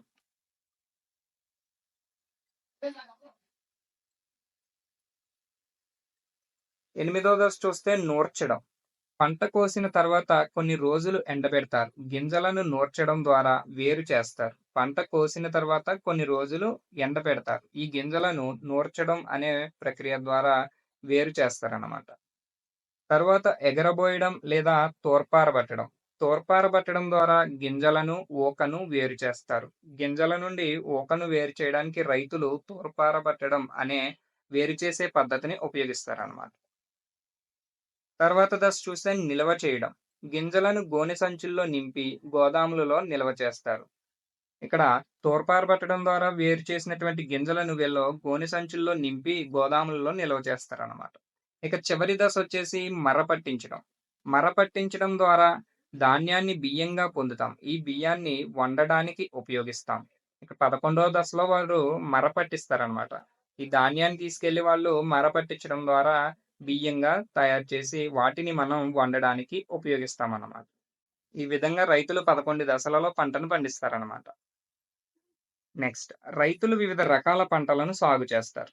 ఉదాహరణ చూస్తే పప్పు ధాన్యాలు, మొక్కజొన్న, జొన్న, చెరుకు, పత్తి, పసుపు, మిరప మొదలైన రకాల పంటలను రైతులు సాగు చేస్తారన్నమాట. ఒక్కో పంటకు ఒక్కో రకమైన సాగు విధానం ఉంటుంది. ఇక్కడ రైతులు వివిధ రకాల పంటలు సాగు చేస్తారు కదా! ఆ రకరకాల పంటలకు ఒక్కో పంటకి ఒక్కో రకమైనటువంటి సాగు విధానం ఉంటుందన్నమాట. అన్నిటిని మనం పైన నేర్చుకున్నటువంటి 11 దశల్లోనే వాళ్ళు సాగు చేస్తారు అని మనం చెప్పలేమన్నమాట.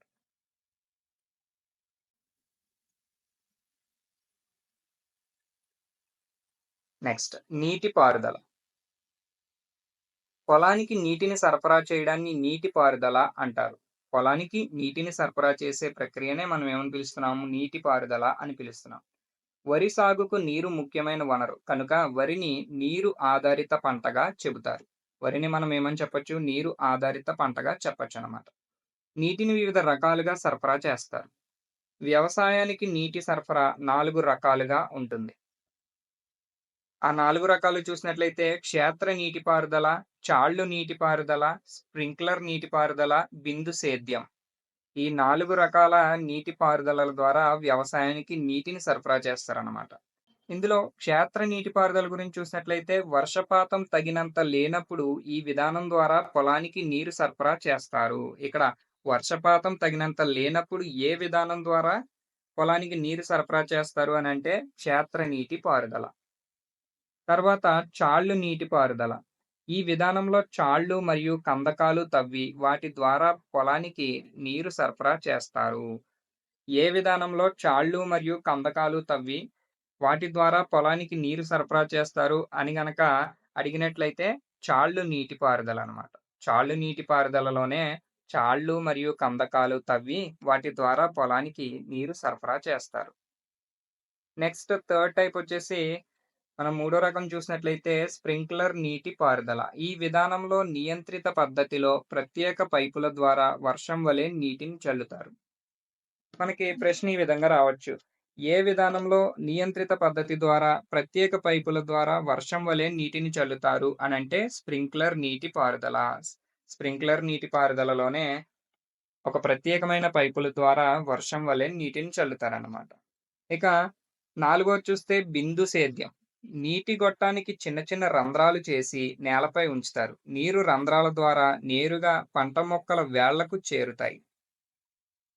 బిందు సేద్యంలో ఒక నీటి పైపుకి చిన్న చిన్న రంధ్రాలు చేసి దాన్ని నేలపై ఉంచి నీటి బిందువులు నేరుగా వేళ్ల వరకు చేరేలాగా ఈ పద్ధతి ఉంటుందన్నమాట.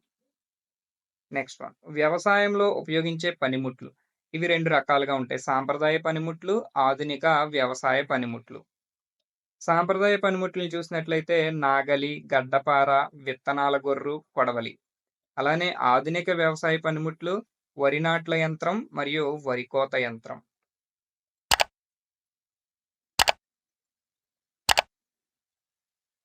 నెక్స్ట్ మొక్కల పెరుగుదల, పంట దిగుబడి నేల సారంపై ఆధారపడి ఉంటుంది. మొక్కల పెరుగుదల మరియు పంట దిగుబడి ఈ రెండు కూడా నేల సారంపై ఆధారపడి ఉంటాయన్నమాట. ఎరువులు ఉపయోగించడం ద్వారా పంట పెరుగుదల, దిగుబడిని పెంచవచ్చు.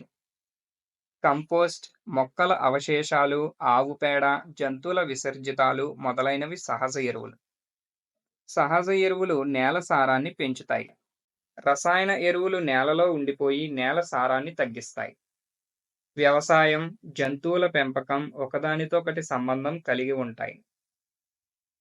సస్య రక్షణ. పంటను హానికరమైన కీటకాలు, తెగుళ్ళు, వ్యాధుల నుంచి, జంతువుల నుంచి రక్షించడాన్నే మనం సస్యరక్షణ అంటాం. పంటని హానికరమైన కీటకాల నుంచి, తెగుళ్ళ నుంచి, వ్యాధుల నుంచి మరియు జంతువుల నుంచి రక్షించడాన్ని సస్యరక్షణ అని అంటాం. గొంగళి పురుగు మార్త్‌గా మారి పంటని నాశనం చేస్తుంది. గొంగళి పురుగు వివిధ దశలలో పంటని నాశనం చేస్తుంది.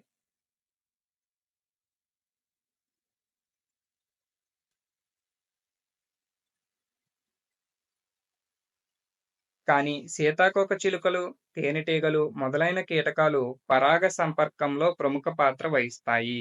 సీతాకోకచిలుకలు మరియు తేనెటీగలు ఇవి పరాగ సంపర్కంలో ప్రముఖ పాత్ర వహిస్తాయన్నమాట.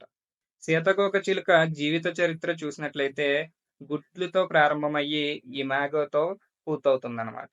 ముందుగా గుడ్లు, ఆ తర్వాత గొంగళి పురుగు, దీనినే లార్వా అని అంటాము. తర్వాత ప్యూపా, చివరిగా ఇమాగో. ఇక్కడ చూసినట్లయితే గుడ్డుతో ప్రారంభమయ్యి తర్వాత గొంగళి పురుగుగా మారుతుంది. దీనిని లార్వా అంటున్నాము. తర్వాతొచ్చేసి ప్యూపా, ప్యూపా నుంచి ఇమాగో. ఈ విధంగా సీతాకోకచిలుక యొక్క చరిత్ర జీవిత చక్రం ఈ విధంగా ఉంటుందన్నమాట.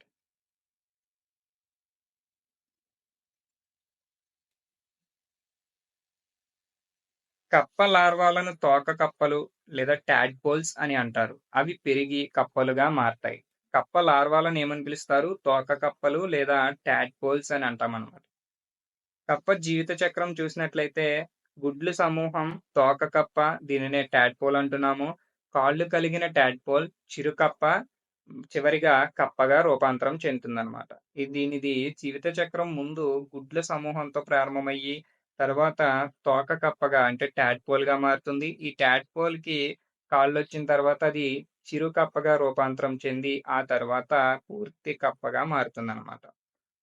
కప్పలు టాడ్పోల్‌గా ఉన్నప్పుడు శైవలాలను తిని నీటిని శుభ్రంగా ఉంచుతాయి. అలానే కప్పలు ఎదిగిన తరువాత కీటకాలను తిని ప్రదేశాన్ని కీటకరహితంగా ఉంచుతాయి. కప్పలు టాడ్‌పోల్‌గా ఉన్నప్పుడు వేటిని తింటున్నాయి? శైవలాలను తింటున్నాయి. ఈ విధంగా అవి శైవలాలను తినడం వల్ల నీరు శుభ్రంగా ఉంటుందన్నమాట. అలానే అవి ఎదిగిన తర్వాత కీటకాలను తింటున్నాయి. ఇవి కీటకాలను తినడం వల్ల ప్రదేశాలన్నీ కూడా కీటకరహితంగా ఉంటున్నాయన్నమాట.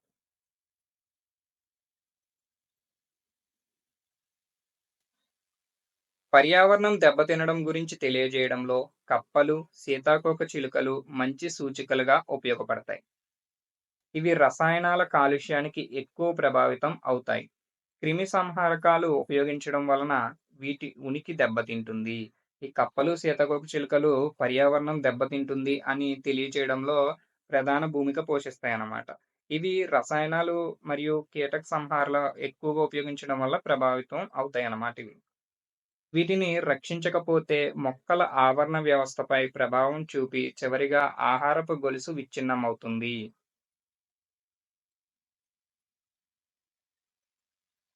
క్రిమి కీటకాల నుండి పంటలను రక్షించుకొనుటకు క్రిమి సంహారకాలను వాడతారు. విచక్షణారహితంగా క్రిమి సంహారకాల వాడకం పర్యావరణానికి హానికరం. పొలాల్లో దిష్టిబొమ్మలు పెట్టడం సస్యరక్షణలో ఒక పద్ధతి. పొలాలలో దిష్టిబొమ్మలు పెట్టడం అనేది సస్యరక్షణలో ఒక పద్ధతి. రైతులు అధిక దిగుబడుల కోసం విచక్షణారహితంగా ఉపయోగించే పురుగుల మందులు, రసాయన ఎరువులు క్యాన్సర్ వంటి రోగాలకు కారణమవుతాయి. రైతులు సేంద్రియ వ్యవసాయ పద్ధతులను పాటించాలి. సేంద్రియ వ్యవసాయ పద్ధతి గురించి చూస్తే, సేంద్రియ వ్యవసాయం అనేది రైతులు పశువుల వ్యర్థాలు, వర్మీ కంపోస్ట్, నూనె, చెక్క మరియు జీవ వ్యర్థాలను పంట మరియు పశువుల ఉత్పత్తిలో ఉపయోగించే పద్ధతి. దీనినే మనం సేంద్రియ వ్యవసాయ పద్ధతి అని అంటాం. ఇది సహజ మరియు సాంప్రదాయ వ్యవసాయ మార్గాలను కలిగి ఉంటుంది. దీనిని జీరో బడ్జెట్ న్యాచురల్ ఫార్మింగ్ అంటారు. జెడ్‌బీఎన్ఎఫ్. జెడ్‌బీఎన్ఎఫ్ యొక్క విస్తరణ రూపం రాయండి అని అడగొచ్చు. ఏంటది? Zero budget natural farming. Next సేంద్రియ వ్యవసాయం వలన పర్యావరణం పరిరక్షించబడుతుంది. సేంద్రియ వ్యవసాయ విధానాలు కాలుష్యాన్ని తగ్గిస్తాయి, నీటిని పొదుపు చేస్తాయి, నేల కోతను తగ్గిస్తాయి, నేల సారాన్ని పెంచుతాయి, తక్కువ శక్తిని ఉపయోగిస్తాయి. సేంద్రియ వ్యవసాయం వలన పర్యావరణం పరిరక్షించబడుతుంది. అదేవిధంగా సేంద్రియ వ్యవసాయ విధానాలు ఉపయోగించడం వలన అవి కాలుష్యాన్ని తగ్గిస్తాయి, నీటిని పొదుపు చేస్తాయి, నేల కోతను తగ్గిస్తాయి మరియు నేల సారాన్ని పెంచి తక్కువ శక్తిని ఉపయోగించుకుంటాయన్నమాట. ధాన్యాన్ని ఎండబెట్టి గాలి, వెలుతురు బాగా ఉన్న గదులలో నిల్వ చేస్తారు. నిల్వ చేసే ముందు పురుగుల మందు చల్లి గదిని శుభ్రం చేస్తారు. కీటకాలు, ఎలుకలు గింజలను తినకుండా గదులు ఎత్తైన స్థలంలో ఉండేటట్లు చేస్తారు. ధాన్యాన్ని నిల్వ చేసే సాంప్రదాయ పద్ధతులు ఉంటాయి.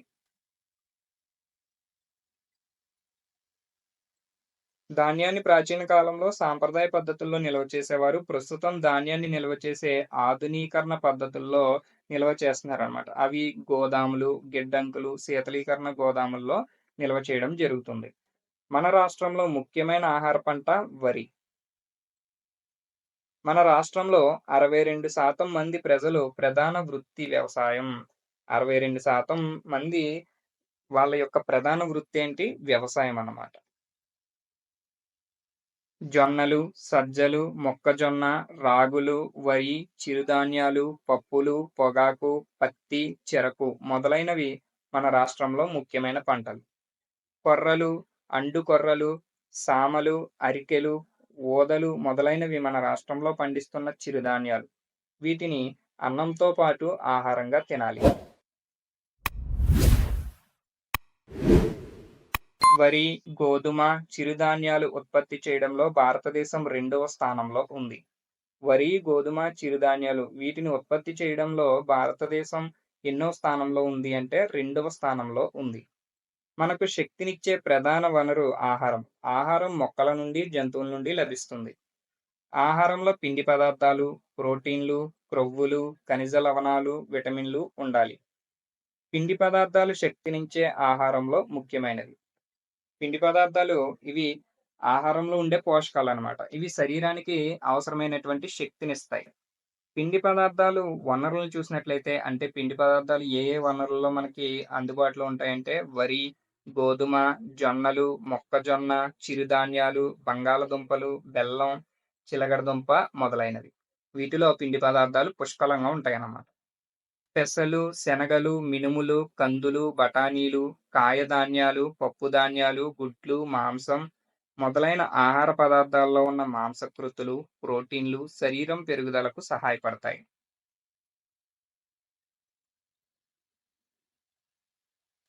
నెక్స్ట్ పండ్లు, కూరగాయలు, ఆకుకూరలు, మొలకలు, పులియబెట్టిన ఆహారం అంటే ఇడ్లీ లేదా దోసె మొదలైన ఆహార పదార్థాలు తినడం వల్ల ఆరోగ్యవంతమైన శరీరం పొందుతాం. ఇవి మన శరీరాన్ని వ్యాధుల నుంచి రక్షిస్తాయి. సరైన నిష్పత్తిలో అన్ని పోషకాలను కలిగి ఉన్న ఆహారాన్ని సమతుల్య ఆహారం అంటారు. సమతుల్య ఆహారం అంటే ఏంటి?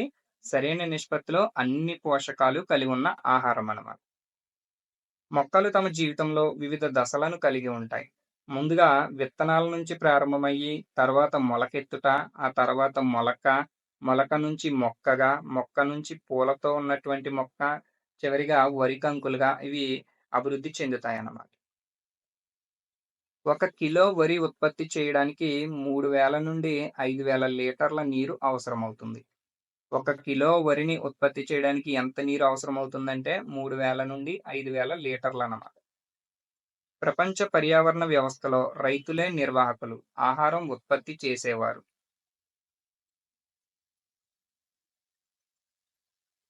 ఇప్పుడు వివిధ జిల్లాల్లో ప్రధాన పంటలు చూద్దాం. శ్రీకాకుళంలో ప్రధాన పంట వచ్చేసి వరి, విశాఖపట్నంలో పసుపు, విజయనగరంలో అరటి, తూర్పుగోదావరి జిల్లాలో వరి, పశ్చిమ గోదావరి జిల్లాలో వరి మరియు అరటి, కృష్ణా జిల్లాలో వరి, పశుగ్రాసం, పసుపు, గుంటూరు వరి, పశుగ్రాసం, జొన్న, పసుపు, టమాటా, నెల్లూరు జిల్లాలో వరి, ప్రకాశం చూస్తే పశుగ్రాసము, జొన్న, కమలాలు, కడప జిల్లా అరటి, టమాటా, కమల, జొన్నలు, కర్నూలు జిల్లా చూసినట్లయితే టమాటా, కమల, కీర, పసుపు, అరటి, జొన్న. అలానే చిత్తూరు జిల్లా చూస్తే టమాటా, పశుగ్రాసం మరియు కీర.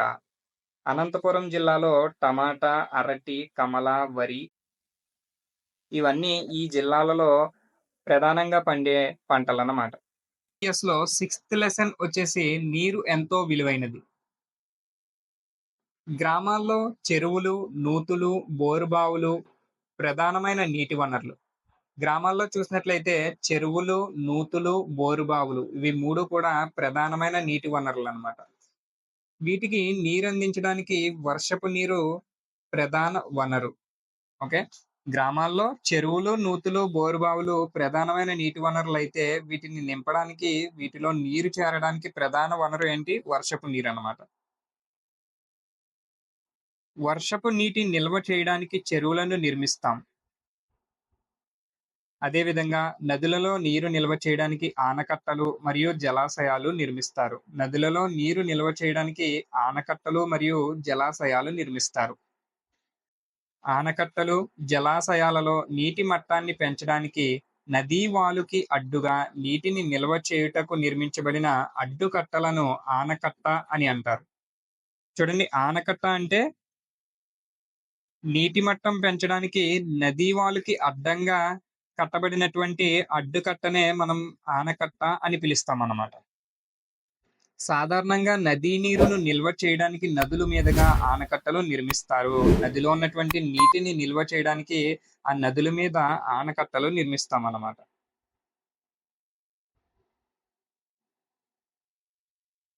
తాగడానికి, నీటి పారుదలకు, విద్యుత్ ఉత్పత్తికి మొదలైన వాటికి ఈ నీటిని ఉపయోగిస్తారు.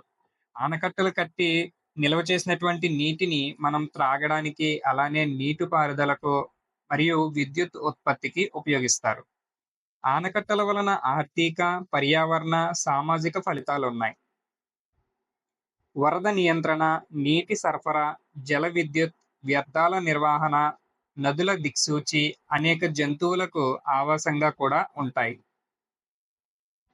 నెక్స్ట్, జల విహారం, ఈత కొట్టడం మొదలైన వినోదాత్మక కార్యక్రమాలకు కూడా ఆలావాలంగా ఉంటాయి. మనం నదుల మీద నిర్మించేటటువంటి ఆనకట్టలు మనకి వివిధ రకాలుగా ఉపయోగపడతాయి అన్నమాట. వాటిలో ఈ జల విహారము, ఈత కొట్టడము లాంటి వినోదాత్మక కార్యక్రమాలకు కూడా ఉపయోగపడతాయి.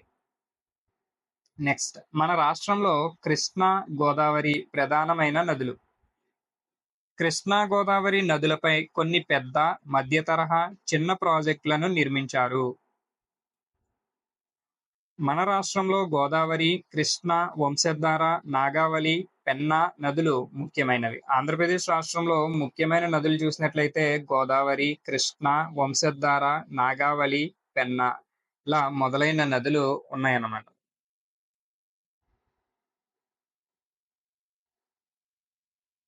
పులిచింతల, తెలుగంగ, తోటపల్లి, కండలేరు జలాశయం, వెలుగొండ మొదలైన జలాశయాలు ఈ నదులు కలిగి ఉన్నాయి. మనం చెప్పుకున్న ఈ ప్రధానమైన నదుల మీద పులిచింతల, తెలుగంగ, తోటపల్లి బ్యారేజ్, కండలేరు జలాశయం మరియు వెలుగొండ ఇలాంటి జలాశయాలన్నీ కూడా ఆ నదుల మీదే నిర్మించడం జరిగిందన్నమాట. ఇవన్నీ తాగునీటికి, వ్యవసాయానికి ఉపయోగపడుతున్నాయి. ఇవన్నీ కూడా మనకి ఏ విధంగా ఉపయోగపడుతున్నాయి? తాగునీటికి మరియు వ్యవసాయానికి ఉపయోగపడుతున్నాయి. కృష్ణా నదిపై నిర్మించిన నాగార్జున సాగర్, శ్రీశైలం ఆనకట్టలు బహుళార్థ సాధక నిర్మాణాలు. Sir Arthur cotton barrage Godavari నదిపై ధవళేశ్వరం వద్ద నిర్మించబడింది. Sir Arthur cotton barrage Godavari నది మీద ఎక్కడ నిర్మించబడింది అంటే ధవళేశ్వరం వద్ద నిర్మించడం జరిగింది. సో ఈ ధవళేశ్వరం ఆనకట్ట గురించి చూసినట్లయితే సర్ ఆర్థర్ థామస్ కాటన్ ఈయన బ్రిటిష్ దేశానికి చెందిన నీటిపారుదల శాఖ ఇంజనీర్. గోదావరి నదిపై తూర్పు గోదావరి జిల్లా ధవళేశ్వరం వద్ద, అలానే పశ్చిమ గోదావరి జిల్లా విజయేశ్వరం వద్ద ఈ 2 గ్రామాల మధ్యలో, ఈ 2 ప్రాంతాల మధ్య ఈయన గోదావరి నది మీద వంతెన నిర్మించడం జరిగిందనమాట. దీనినే మనం ధవళేశ్వరం ఆనకట్ట అని చెప్పేసి అంటాం. అలానే సరర్దార్ కాటన్ బ్యారేజ్ అని కూడా అంటాం అన్నమాట. ఈ ధవళేశ్వరం ఆనకట్ట ఏ ప్రాంతాల మధ్య ఉంది అంటే తూర్పు గోదావరి జిల్లాలో ఉన్నటువంటి ధవళేశ్వరము మరియు పశ్చిమ గోదావరి జిల్లాలో ఉన్నటువంటి విజయేశ్వరము ఈ 2 ప్రదేశాల మధ్యలో ఈ ఆనకట్టని నిర్మించడం జరిగింది.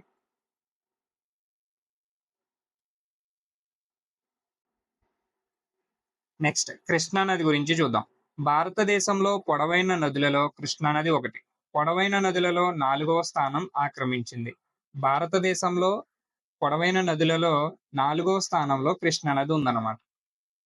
మహారాష్ట్ర పశ్చిమ కనుమలలో మహాబలేశ్వరం దీని జన్మస్థానం. కృష్ణా నది ఎక్కడ జన్మించింది అంటే మహారాష్ట్ర దగ్గర పశ్చిమ కనుమలలోని మహాబలేశ్వరం దగ్గర జన్మించింది అనమాట. కృష్ణా నది పొడవు సుమారు 1400 కిలోమీటర్లు ఉంటుంది. కృష్ణా నది పొడవు ఎంత? 1400 కిలోమీటర్లు. దీనిని కృష్ణవేణి అని కూడా అంటాం.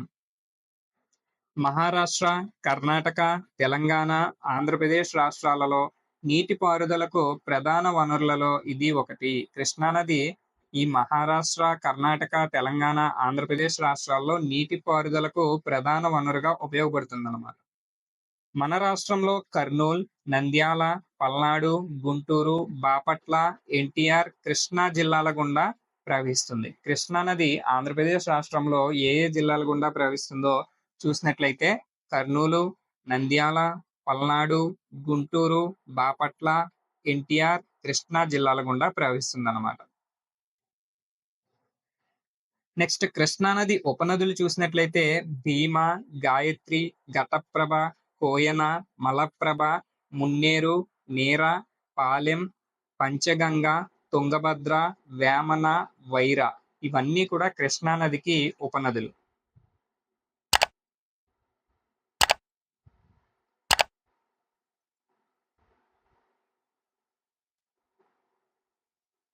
నెక్స్ట్ వన్, కృష్ణానది తెలంగాణ, ఆంధ్రప్రదేశ్ రాష్ట్రాలను పాక్షికంగా వేరు చేస్తూ చివరిగా కృష్ణా జిల్లా హంసల దీవి వద్ద బంగాళాఖాతంలో కలుస్తుంది. కృష్ణానది కృష్ణా జిల్లాలోని హంసల దీవి వద్ద బంగాళాఖాతంలో కలుస్తుంది అనమాట. ఇప్పుడు నాగార్జున సాగర్ ఆనకట్ట గురించి చూద్దాం. నాగార్జున సాగర్ అనేది పెద్ద బహుళార్థ సాధక ప్రాజెక్ట్. దీనిని 1967లో కృష్ణా నదిపై నిర్మించడం జరిగింది. నాగార్జున సాగర్ ఆనకట్ట కృష్ణా నది మీద 1967లో నిర్మించబడింది అనమాట. ఆంధ్రప్రదేశ్లోని పల్నాడు జిల్లా, నాగార్జునకొండ, తెలంగాణ రాష్ట్రంలోని నల్గొండ జిల్లా మధ్యలో నిర్మించబడింది. నాగార్జున సాగర్ ఆనకట్ట ఏ ఏ ప్రాంతాల మధ్య నిర్మించబడింది అంటే ఆంధ్రప్రదేశ్ రాష్ట్రంలో ఉన్నటువంటి పల్నాడు జిల్లాలోని నాగార్జునకొండ అనే ప్రాంతానికి, అలానే తెలంగాణ రాష్ట్రంలో ఉన్నటువంటి నల్గొండ జిల్లా ఈ రెండు ప్రాంతాల మధ్యలో నాగార్జున సాగర్ ఆనకట్ట నిర్మించడం జరిగిందనమాట. ఈ ఆనకట్టకు రెండు కాలువలు ఉన్నాయి. కుడివైపు కాలువ జవహర్ కాలువ, ఎడం వైపునున్న కాలువ లాల్ బహదూర్ కాలువ. ఈ నాగార్జున సాగర్ ఆనకట్టకి రెండు కాలువలు ఉంటాయి అన్నమాట. ఆ రెండు కాలువల్లో కుడివైపు ఉన్నటువంటి కాలువకి జవహర్ కాలువ అని, ఎడం వైపు ఉన్నటువంటి కాలువకి లాల్ బహదూర్ కాలువ అని పేర్లు కలవు.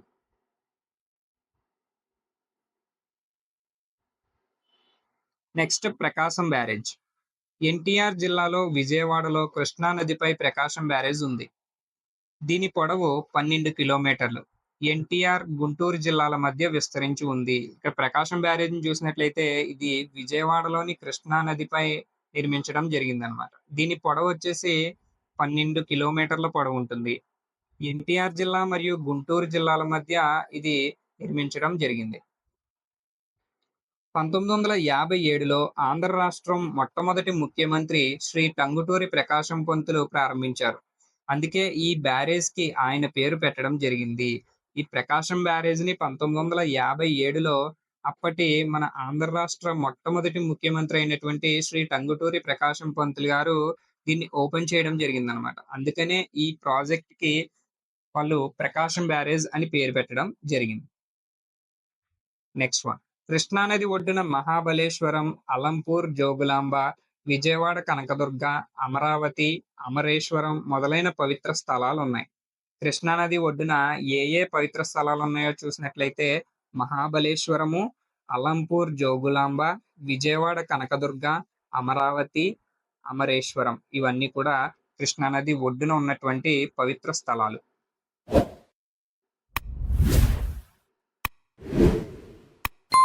నెక్స్ట్ కృష్ణానది ఒడ్డున మహారాష్ట్రలో సంగిలి, కరడా నగరాలుండగా ఆంధ్రప్రదేశ్లో విజయవాడ నగరాలు ఉన్నాయి. కృష్ణానది ఒడ్డున ఉన్నటువంటి నగరాలను చూసుకున్నట్లయితే మహారాష్ట్రలో వచ్చేసి సంగలి మరియు కరడా నగరాలు ఉన్నాయి. అలానే ఆంధ్రప్రదేశ్లో విజయవాడ నగరం ఉందన్నమాట. ఆంధ్రప్రదేశ్లోని ముఖ్యమైన నదులు వంశద్వార, నాగావళి, గోదావరి, కృష్ణ, పెన్నా. కృష్ణానది చేపలు పట్టే వారికి జీవనాధారం. ఈ నది పరివాహక ప్రాంతాల్లో చాలా మంది చేపలు పట్టేవారు జీవిస్తున్నారు. ఈ నదిలో పడవలో వెళ్లి వలలు ఉపయోగించి రకరకాల చేపలు, పీతలు, రొయ్యలు పడతారు. వీటిని స్థానిక మార్కెట్‌లో అమ్ముతారు. కృష్ణానది చేపలు పట్టే వారికి జీవనాధారం మాత్రమే కాకుండా పర్యాటక ప్రదేశంగా కూడా ఉపయోగపడుతుంది.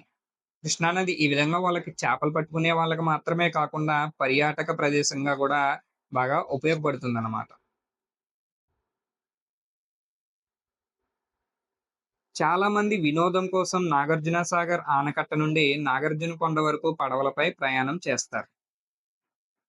ఏపీ టూరిజం శ్రీశైలం వద్ద కృష్ణా నది నిలువ జలాల్లో బోట్ రైడింగ్ సౌకర్యం అందిస్తుంది. ఏపీ టూరిజం శ్రీశైలం వద్ద కృష్ణా నది యొక్క నిలువ చేయబడినటువంటి జలాలలో ఇది బోట్ రైడింగ్ సౌకర్యాన్ని అందిస్తుందన్నమాట. విజయవాడలోని భవానీ ద్వీపం ఒక పర్యాటక ప్రదేశం. విజయవాడ సమీపంలో భవానీ ద్వీపం అనేటువంటి ఒక పర్యాటక ప్రదేశం ఉందన్నమాట. కృష్ణా నది నీరు లభ్యతపై వ్యవసాయంతో పాటు అనేక పరిశ్రమలు ఆధారపడుతున్నాయి. కృష్ణా నది పరివాహక ప్రాంతాల్లో అనేక గ్రామాలు మరియు నగరాలు ఉన్నాయి.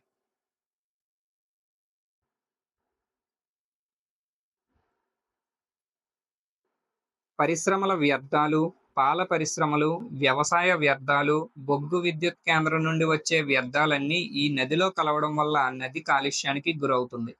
పరిశ్రమల వ్యర్థాలు, పాల పరిశ్రమల వ్యర్థాలు, అలానే వ్యవసాయ వ్యర్థాలు, బొగ్గు విద్యుత్ కేంద్రం నుండి వచ్చే వ్యర్థాలన్నీ కూడా ఈ నదుల్లో విడిచిపెట్టడం వల్ల నదులు కాలుష్యానికి గురవుతున్నాయి. పరిశ్రమల నుంచి వచ్చే రసాయన వ్యర్థాలు, విద్యుత్ కేంద్ర వ్యర్థాలు వల్ల కృష్ణా నదిలో జీవిస్తున్న చాలా జీవరాశులు నాశనమవుతున్నాయి. నెక్స్ట్ కరువులు, వరదల గురించి చూస్తే 2009లో కర్నూలు నగరానికి తుంగభద్ర నది వలన వరద వచ్చింది. తుంగభద్ర నదికి ఏ సంవత్సరంలో వరద వచ్చింది అంటే 2009లో వచ్చింది. ఏ ప్రాంతంలో అంటే కర్నూలులో వచ్చింది. చాలా ప్రదేశాలు 30 అడుగుల ఎత్తు వరకు వచ్చిన నీటిలో మునిగిపోయాయి. ఈ వరదలో చాలా ప్రదేశాలు 30 అడుగుల ఎత్తు వరకు వచ్చిన నీటిలో మునిగిపోవడం జరిగిందన్నమాట. నీటిని పూర్తిగా తొలగించడానికి 3 రోజులు పట్టింది. ఆస్తి నష్టమే కాకుండా ప్రజలు అనేక వ్యాధుల బారిన పడ్డారు.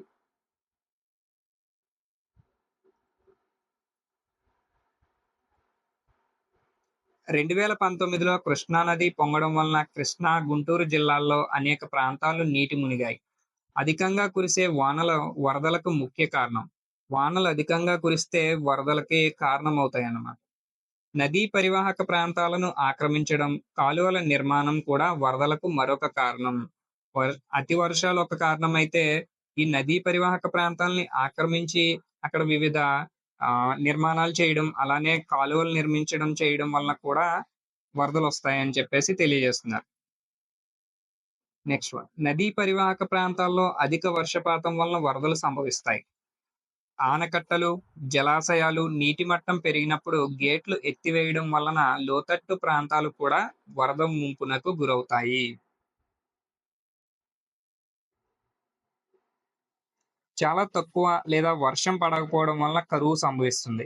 ఎక్కువ వర్షాలు పడితే వరదలు సంభవిస్తాయి. అదేవిధంగా చాలా తక్కువ కురిసినా లేదా మొత్తానికి వర్షం కురవకపోయినా కరువు సంభవిస్తుందన్నమాట.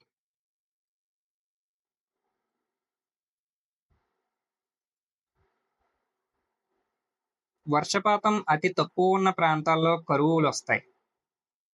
కృష్ణా జిల్లాలో తోట్లవల్లూరు మండలం పాములంక గ్రామంలో వరదలు వచ్చి ఎక్కువ ఆస్తి నష్టం జరిగింది. అక్కడి ప్రజలకు వరదల నుండి కోలుకోవడానికి చాలా నెలలు పట్టింది.